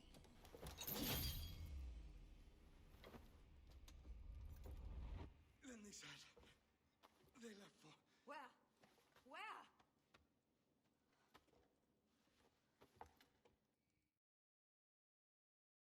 This guy may have Aya rescues the emissary, where he explains that Septimius and Potinius, 2 members of the Order of the Ancients, are planning an attack on Alexandria. Potinius mentions that a 3rd member, named the Lion, have ordered them to attack the city and capture the queen.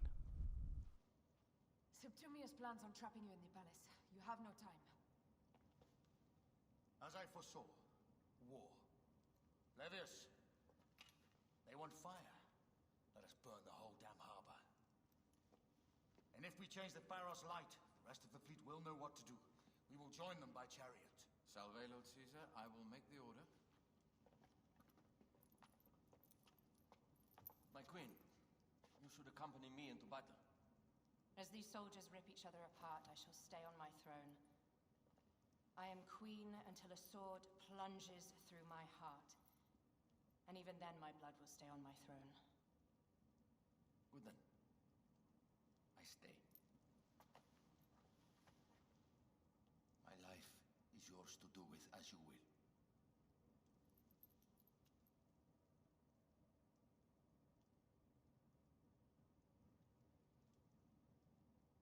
Now, the most crucial part of the plan. Put this into the brazier of the Pharos. She will accompany me through the city. Now, let havoc reign.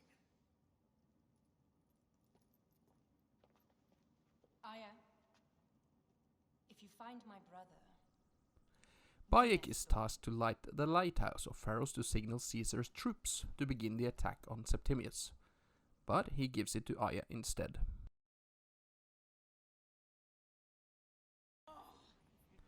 The game is now nearing its third act, and we're unfortunately introduced to a whole bunch of new characters.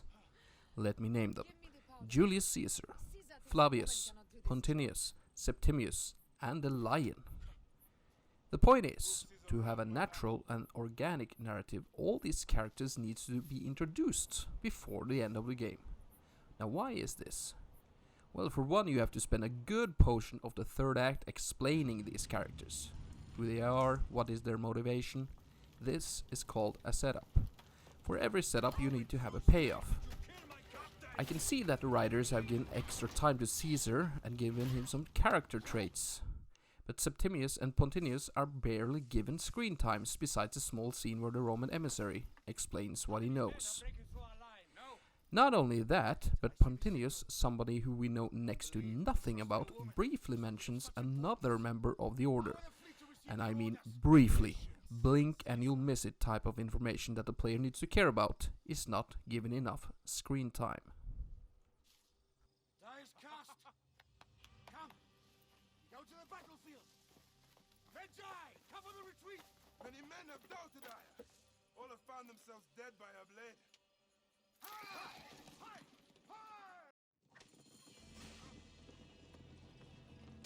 Out of the way! That is not good.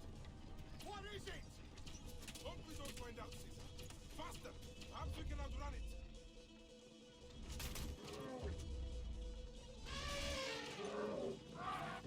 Face it. Ready yourself, Caesar. This is worse than any battle you get had. It can't be that bad! It is Osiris himself. There! It's the fleet! I have nothing left to throw. Any time, Bayek!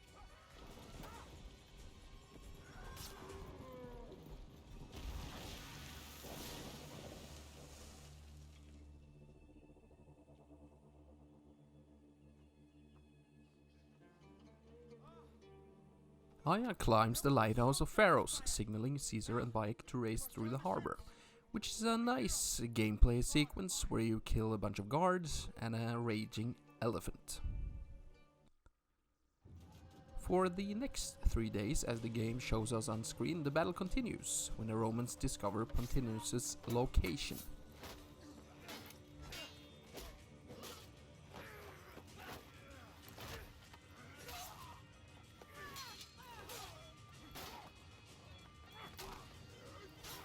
Line runs 3 stadia. According to our speculatores, Potinus leads the charge. Keep the soldiers distracted, Caesar. I will handle Potinus. And Victoria!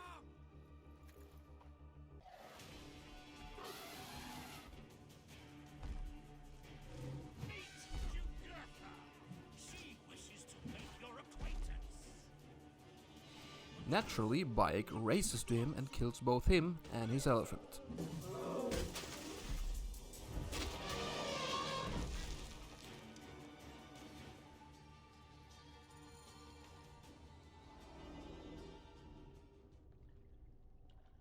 Your role in that insane order comes to an end, Potinus. Face your judgment. They went too far in Siwa. I knew it then. But I just wanted peace for Egypt. Your peace leaves many wanting. This is inevitable. A good rule always does. My apologies, Bayek of Siwa. My fee is covered, it seems. Now may I go to my glory. There is no glory left in Egypt.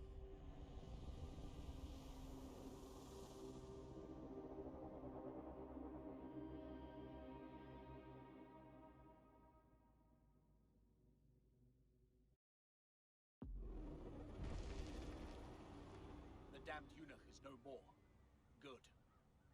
The speculatores found Septimius. He is in the village beyond. I will distract his men while you capture him. We must know what he plans. You would think your spies would already know. They have their limits. But they claim Aya has the scent of that puppet king.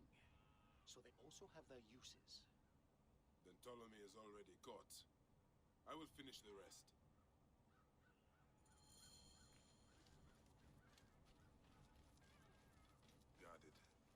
In his assassination scene, Pontinus rattles on about what he did when he did it for Egypt, and so on and so forth.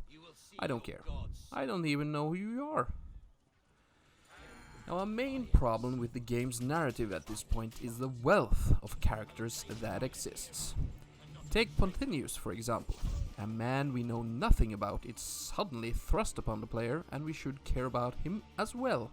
Now, I get what they are going for. A cult or sect, like the Order of the Ancients, is controlling Egypt.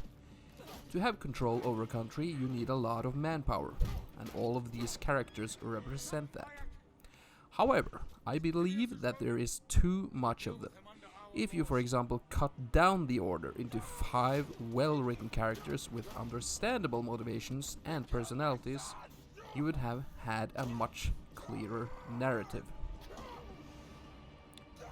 The same goes for Septimius, but he is presented as a brute, giving him some external personality, I guess.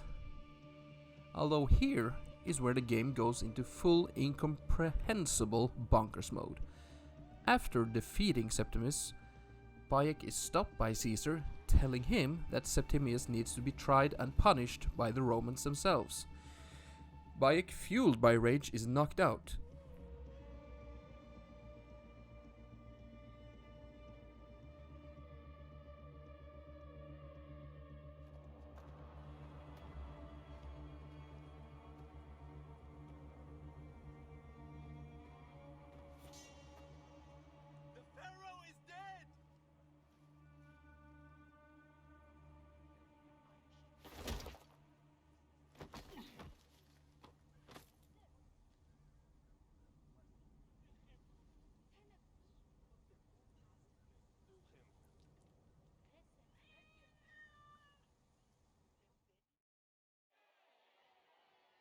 Everything for which we have worked for so long is now ours. We have defeated our enemies. Only I can lead Egypt into a new era of prosperity.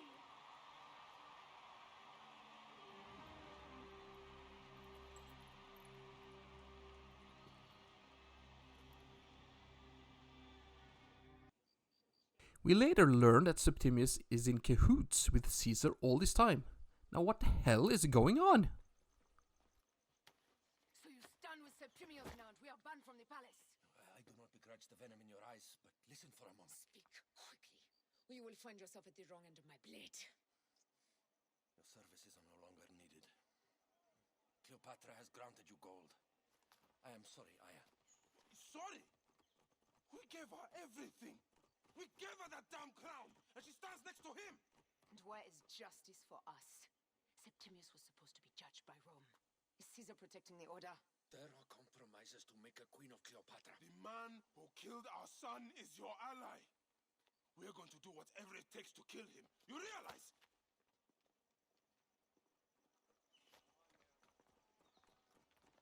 No, Caesar blames you for the death of Ptolemy.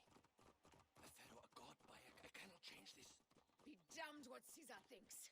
It is with Cleopatra that I made the pact. Give me time, Aya. I will ease this for us. Until then, I beg you, be careful. Not everything is as it seems. Traitor.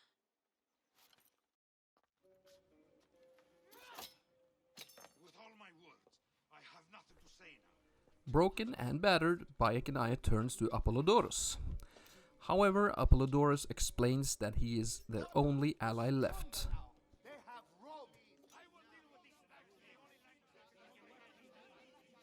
Hold on. I was wrong. I am responsible.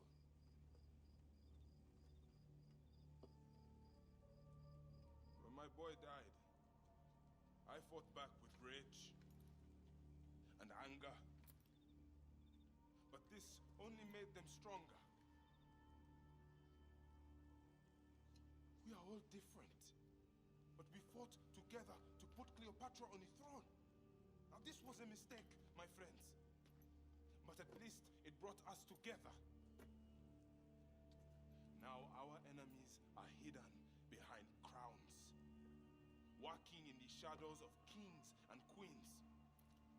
Who are the ones that walk in the shadows for the people? We are. Something has come of all of this, and it starts right now. We must continue the fight and defend the Licking their wounds, Bayek and Aya gathers a host of characters that they have met through their journey. Bayek gives a rousing speech, telling them that they now need to fight for themselves, and no masters or no kingdoms. This obviously alludes to the assassins and their creed. In one fell swoop, the Brotherhood is formed. Normally I wouldn't care enough about these characters, but Bayek's voice actor and the way he's written gives this scene gravitas, and I can actually believe the narrative at this point. This has to do with Bayek himself as a character. If this had been some random guy showing up giving this speech, I would just turn off the game and walked away. But since we have been with Bayek all this time, it gives him reason, we understand him, I think it works well. I trusted the wrong goddess. From here, Aya regrets trusting Cleopatra and apologizes to Bayek. They discuss Septimius and his role in all of this, and why did he steal Alexander's scepter? That he and Flavius both seemed interested in it? I'm sorry, what? Is there something I'm missing? Now, I have been scouring through the footage and nowhere does it show or tell us that Septimius has an interest in the scepter. And Flavius? Do you mean the random guy that is beside Caesar's side sometimes? How is any of this supposed to be coherent? They were here. They took the orb from me. They've gone to Siwa. Siwa? Bayek, Aya. Your people are in danger. Go now!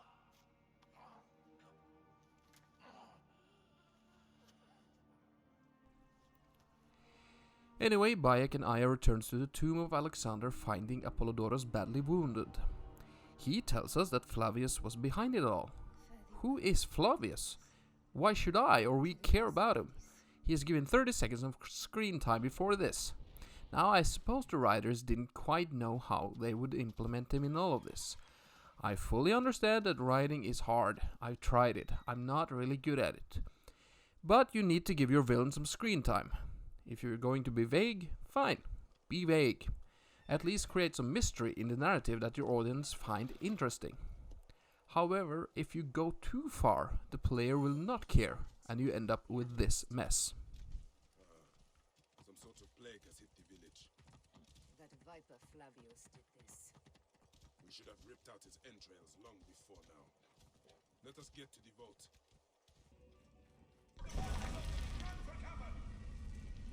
Look, the vault. They are frightened of the opening door. They're running. Careful. We don't know what's in there.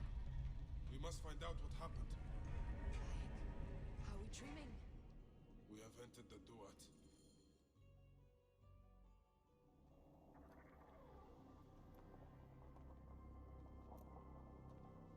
Who created this? The gods themselves. Here's the story of mankind. Finding the vault in Siwa, they discover a glowing orb representing the gods in their eyes. Unfortunately, Bayek finds his friend dead there as well.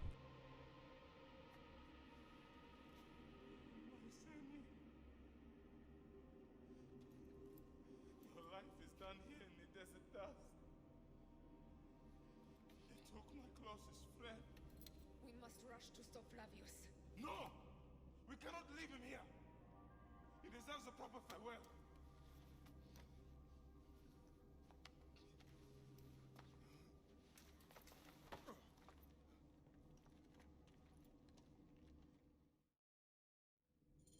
Go ahead, Bayek. I'm with you. After carrying him out, Bayek and Aya speaks to the elder woman that we met at the start of the game. She tells him that Septimius and Flavius used Alexander's staff and the orb to open the vault. This also ties back to the beginning of Bayek's story where he is forced to open the vault and ultimately kills his son. But they rendered him helpless.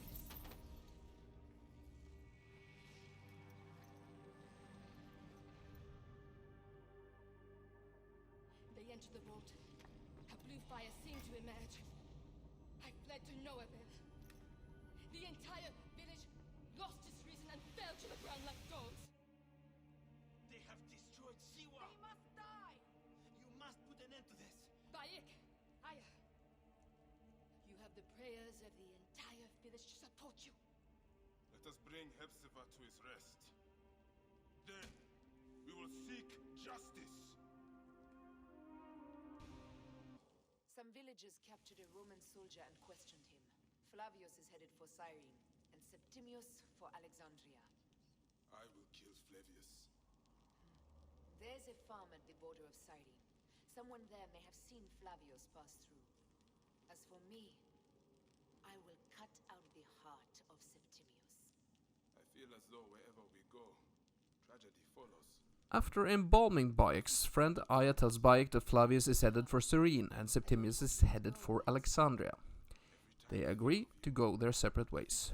Bayek goes after Flavius, and Aya goes after Septimius. The farm Aya spoke of. Someone must have seen the lion pass through.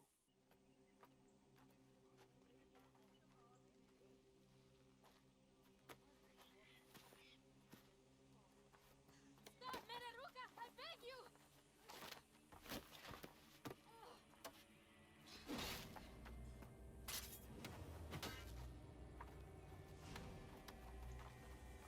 By my sacred oath, forgive me!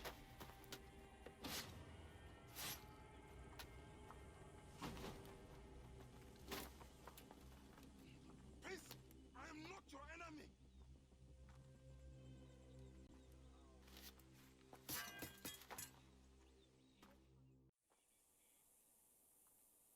I am sorry.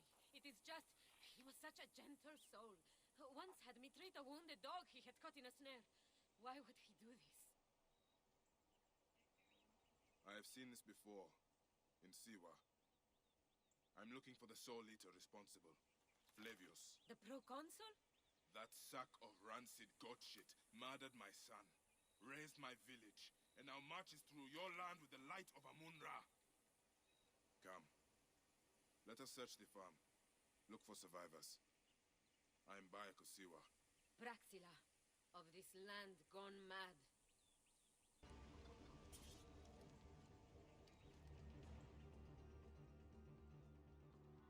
There must be someone left alive. Women, children. Perhaps someone is hiding.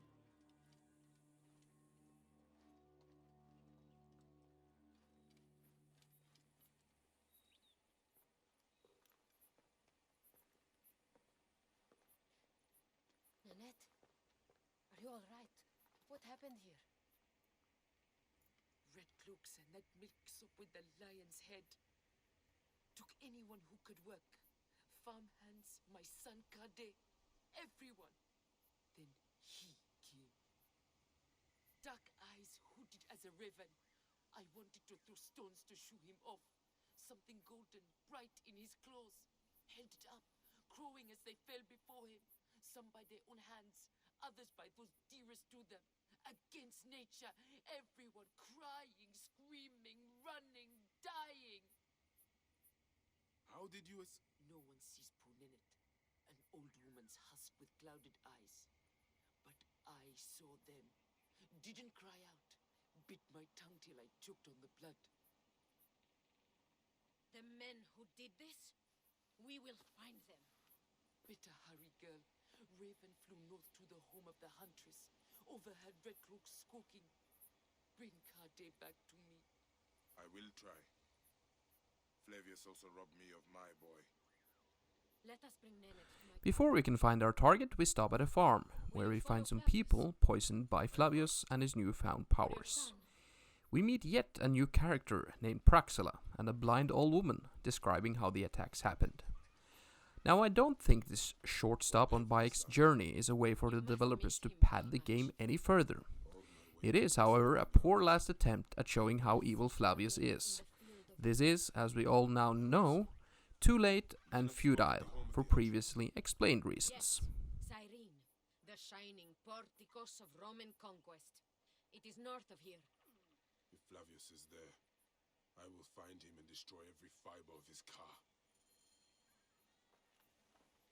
When you arrive in Cyrene, look for my friend Diocles. I would trust him with my life and yours. As a magistrate, he hears petitioners in the Agora. Give him this. I hope this heals the madness in this land. I pray you get the justice you seek, Bayek.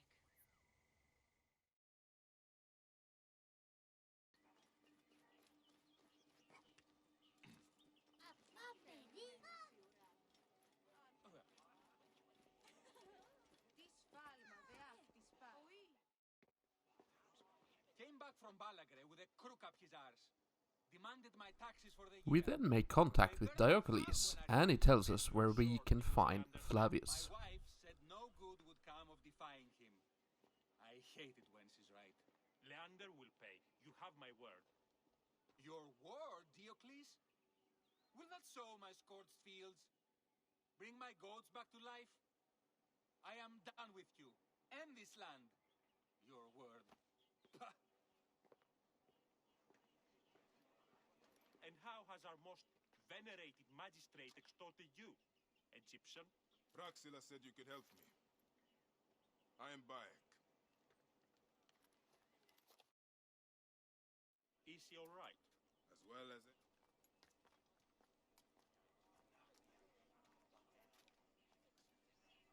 So the rumors? True. As are his preparations for war. One more oppressor. Egypt will never be stable again. Invasions upon invasions. Flavius will make of Egypt one giant tomb. He rules from the Acropolis, but is crawling with Romans. I pray the dice fall in your favor, Bayek. I must deal with his lapdog, the magistrate Leander. Seek me out again, if you would be a friend to Cyrene. Thank you, Diocles. It is time for my son to enter the field of reeds.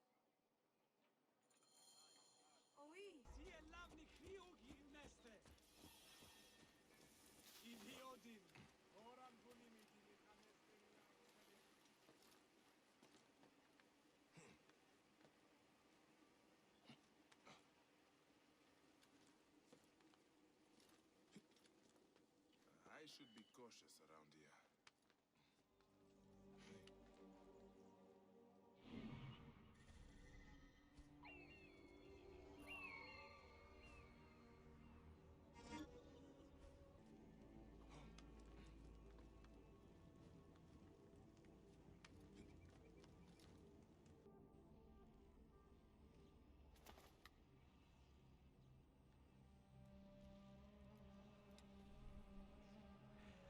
Using our trusty bird to locate Flavius, we enter his palace, where the two face off. I have followed your path of murder and madness all the way from my homeland. And now, you will answer for my son's death, Roman! No. Egyptian. Now you will bow before your god!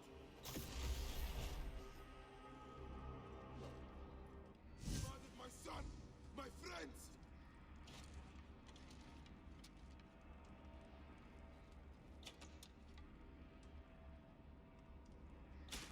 Why didn't you kill me when you had the chance in Alexandria? You should have joined the Order. You need us. But you chose slavery. Now this should be a great and exciting confrontation. Bayek even says it in, I followed your path of murder and madness all the way from my homeland. Flavius of course displays delusions of grandeur as he sees himself as a god. Now why this isn't as epic as the cutscene so desperately wants to show is because of the narrative that has been presented throughout the entire game. We as the player must form some sort of connection to our protagonist and our antagonist. The game succeeds with Bayek in my opinion, because of his motivation to hunt down and kill the murderers of his son. It has of course been done before in previous Assassin's Creed games, where Ezio's father was killed, for example. In Origins, it's just switch around. And in those games, we understood the villains more, mostly because of how they were written and presented to the player. You really wanted to kill Rodrigo Borgia at the end because of what he did to you. Here it is, a character with too little screen time to justify his existence.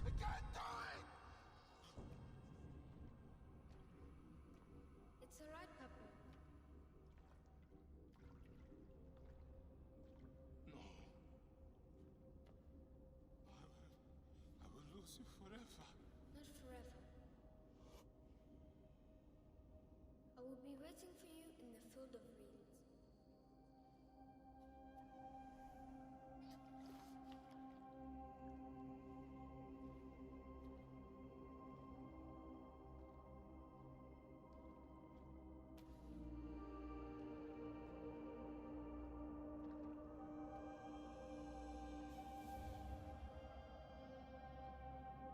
Now, as a common thread, I think the themes of revenge, guilt, and letting go for Bayek has worked well in the game. His son is presented throughout the game as a part of Bayek's emotional state. Bayek also fears this moment, because it scares him to let go and move on from his son. It has been too long. Flavius is dead. I have gone through shit to get our son out of the Duat. Khemu is at peace. May he walk in the field of reeds. I head to Rome too. Rome?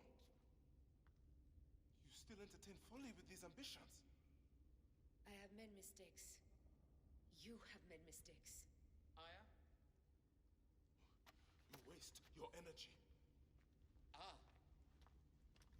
You are the famous Magi. Thanos never ceases to speak of your exploits. I have assembled a group. This is Brutus and Cassius, our Roman brothers. We're going to cut these bastards down from across the seas. Septimius and Caesar. The order is no longer an Egyptian problem only. Does Cleopatra still rule? There is no ruler in Egypt, plunged into the will of various tyrants. Our queen has abandoned us for Rome. Nothing has changed here. Memphis is overrun by the Order. Aya! Bayek then rushes to tell Aya the good news. She is glad, however, she must go to Rome and finish off Septimius and Caesar. Bayek is naturally distraught by this, expecting that he and Aya should stay together after the hell they've been through. We also see Bayek leaving the orb in a box chest for now.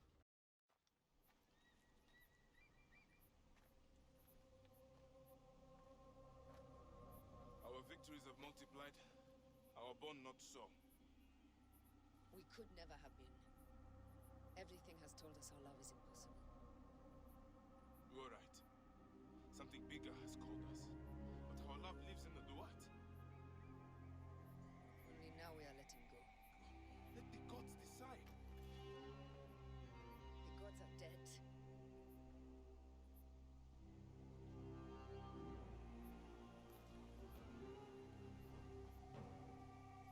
We must sacrifice our personal lives for the greater good.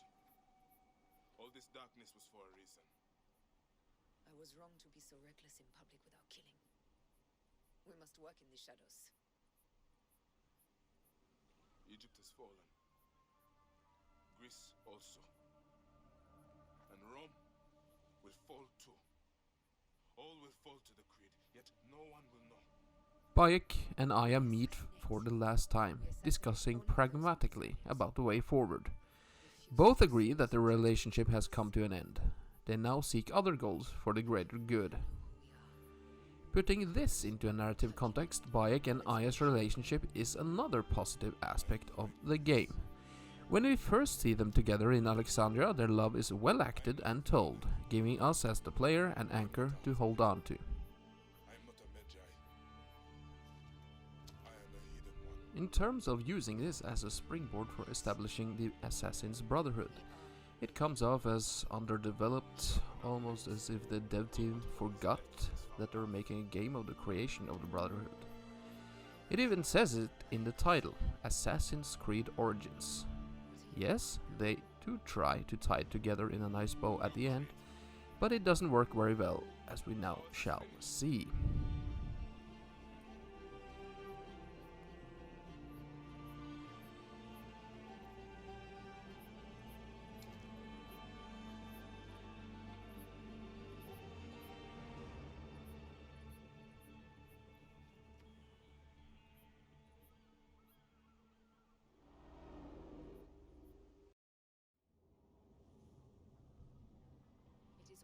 matter of days before Caesar will officially become a tyrant.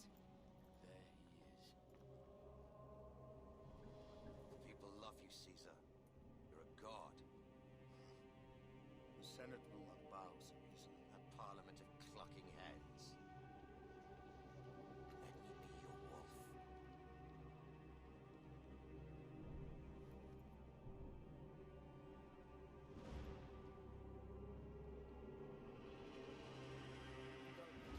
Do nothing until I get this in.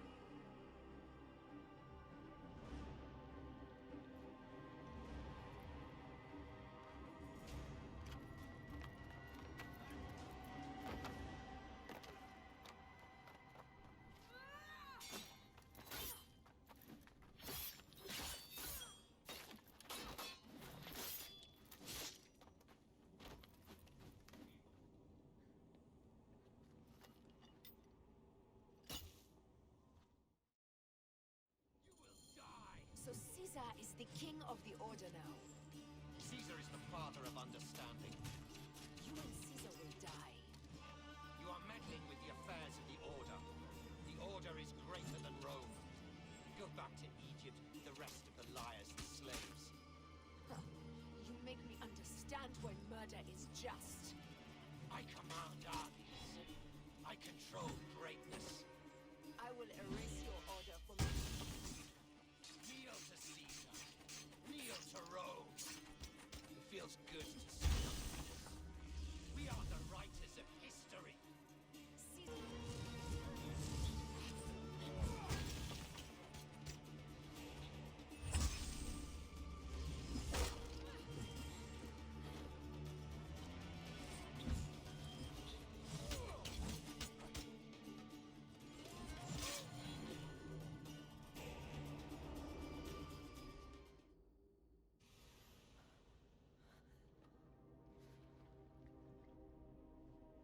Damn you, Lupa. My son's heart. For your life. Was revenge everything you hoped? You and the Magi shall drench the sheets with your sweat tonight.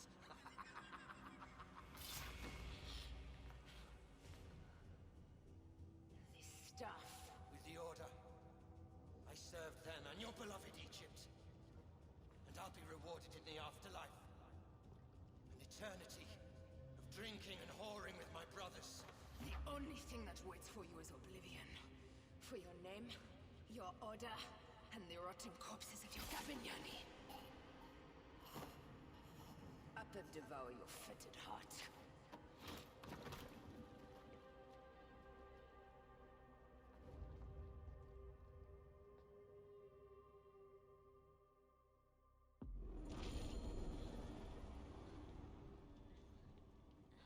Only this, that you join with me in building a new Rome. A Rome with you?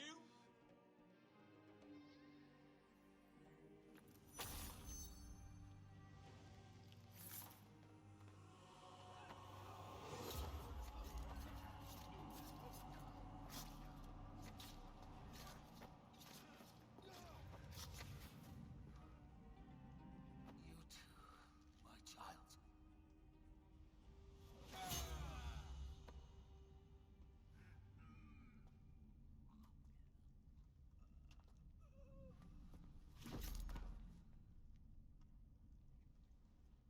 The tyrant is dead! You are free now!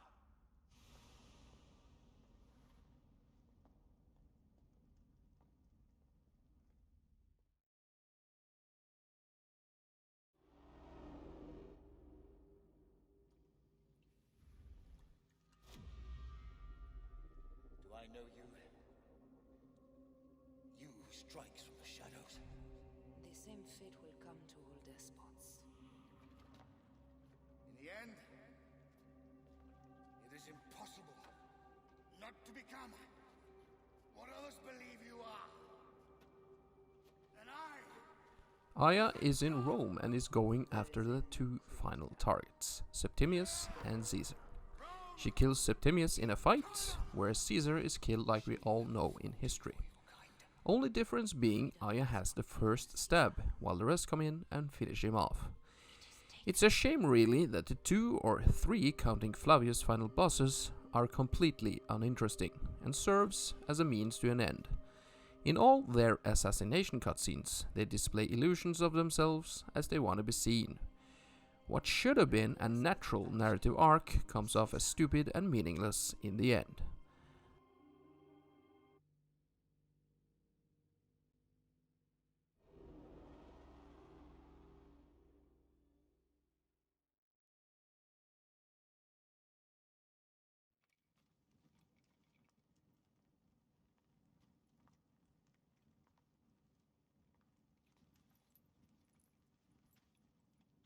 Do you know what you've done? Caesarion would have sat on the throne of Rome. Listen to the cries in the streets. They call you a dead tyrant's whore. I am still your queen. You are a queen of liars and snakes. I fought for you for 5 years. Our people worshipped you. Apollodorus died for you for Egypt. For Egypt? I am Egypt! Then be the ruler our people deserve. Or nothing will save you from my blade across your throat. You are the last of the pharaohs.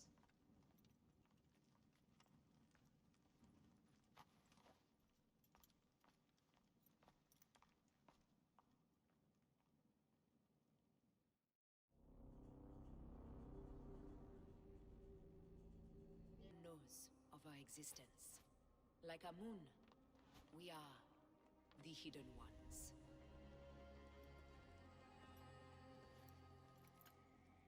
I believe in you.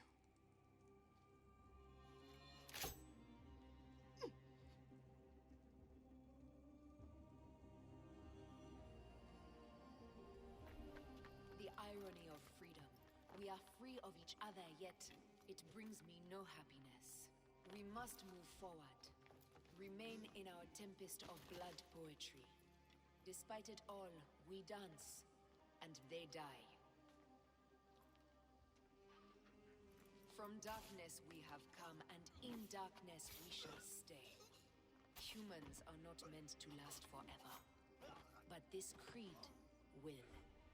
The creed is the only immortal thing in the world.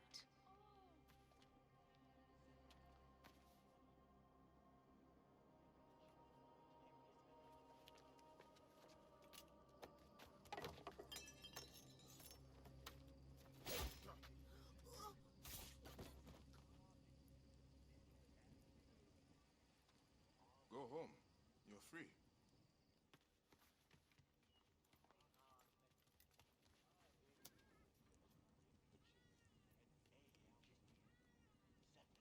I don't want to go home by myself.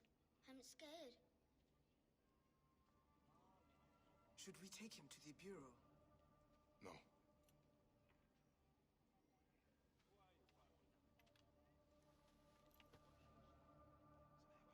I'll take you home.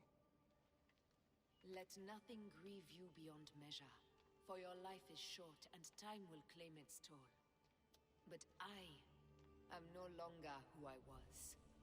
I have renounced all love I once had. Afterwards, Aya writes a letter to Bayek saying that she has established the Brotherhood in Rome, while we see Bayek has been busy in Egypt. Now, the game's final attempt to make you believe that you're in fact playing an Assassin's Creed game is seeing the Brotherhood in action in some okay scenes at the end. Bayek jumps on rooftops, saves a child, new recruits cut off their finger as a sacrifice. Too little, too late is a good description, I think. We do, however, get one last line from his son. He says, "Jump, Papo." And this, in my opinion, has been the best arc of the game, namely Bayek's. There is a scene with his son that I cut out of this video because I thought it would give more impact at the end. Here we go. What did your father say? Jump.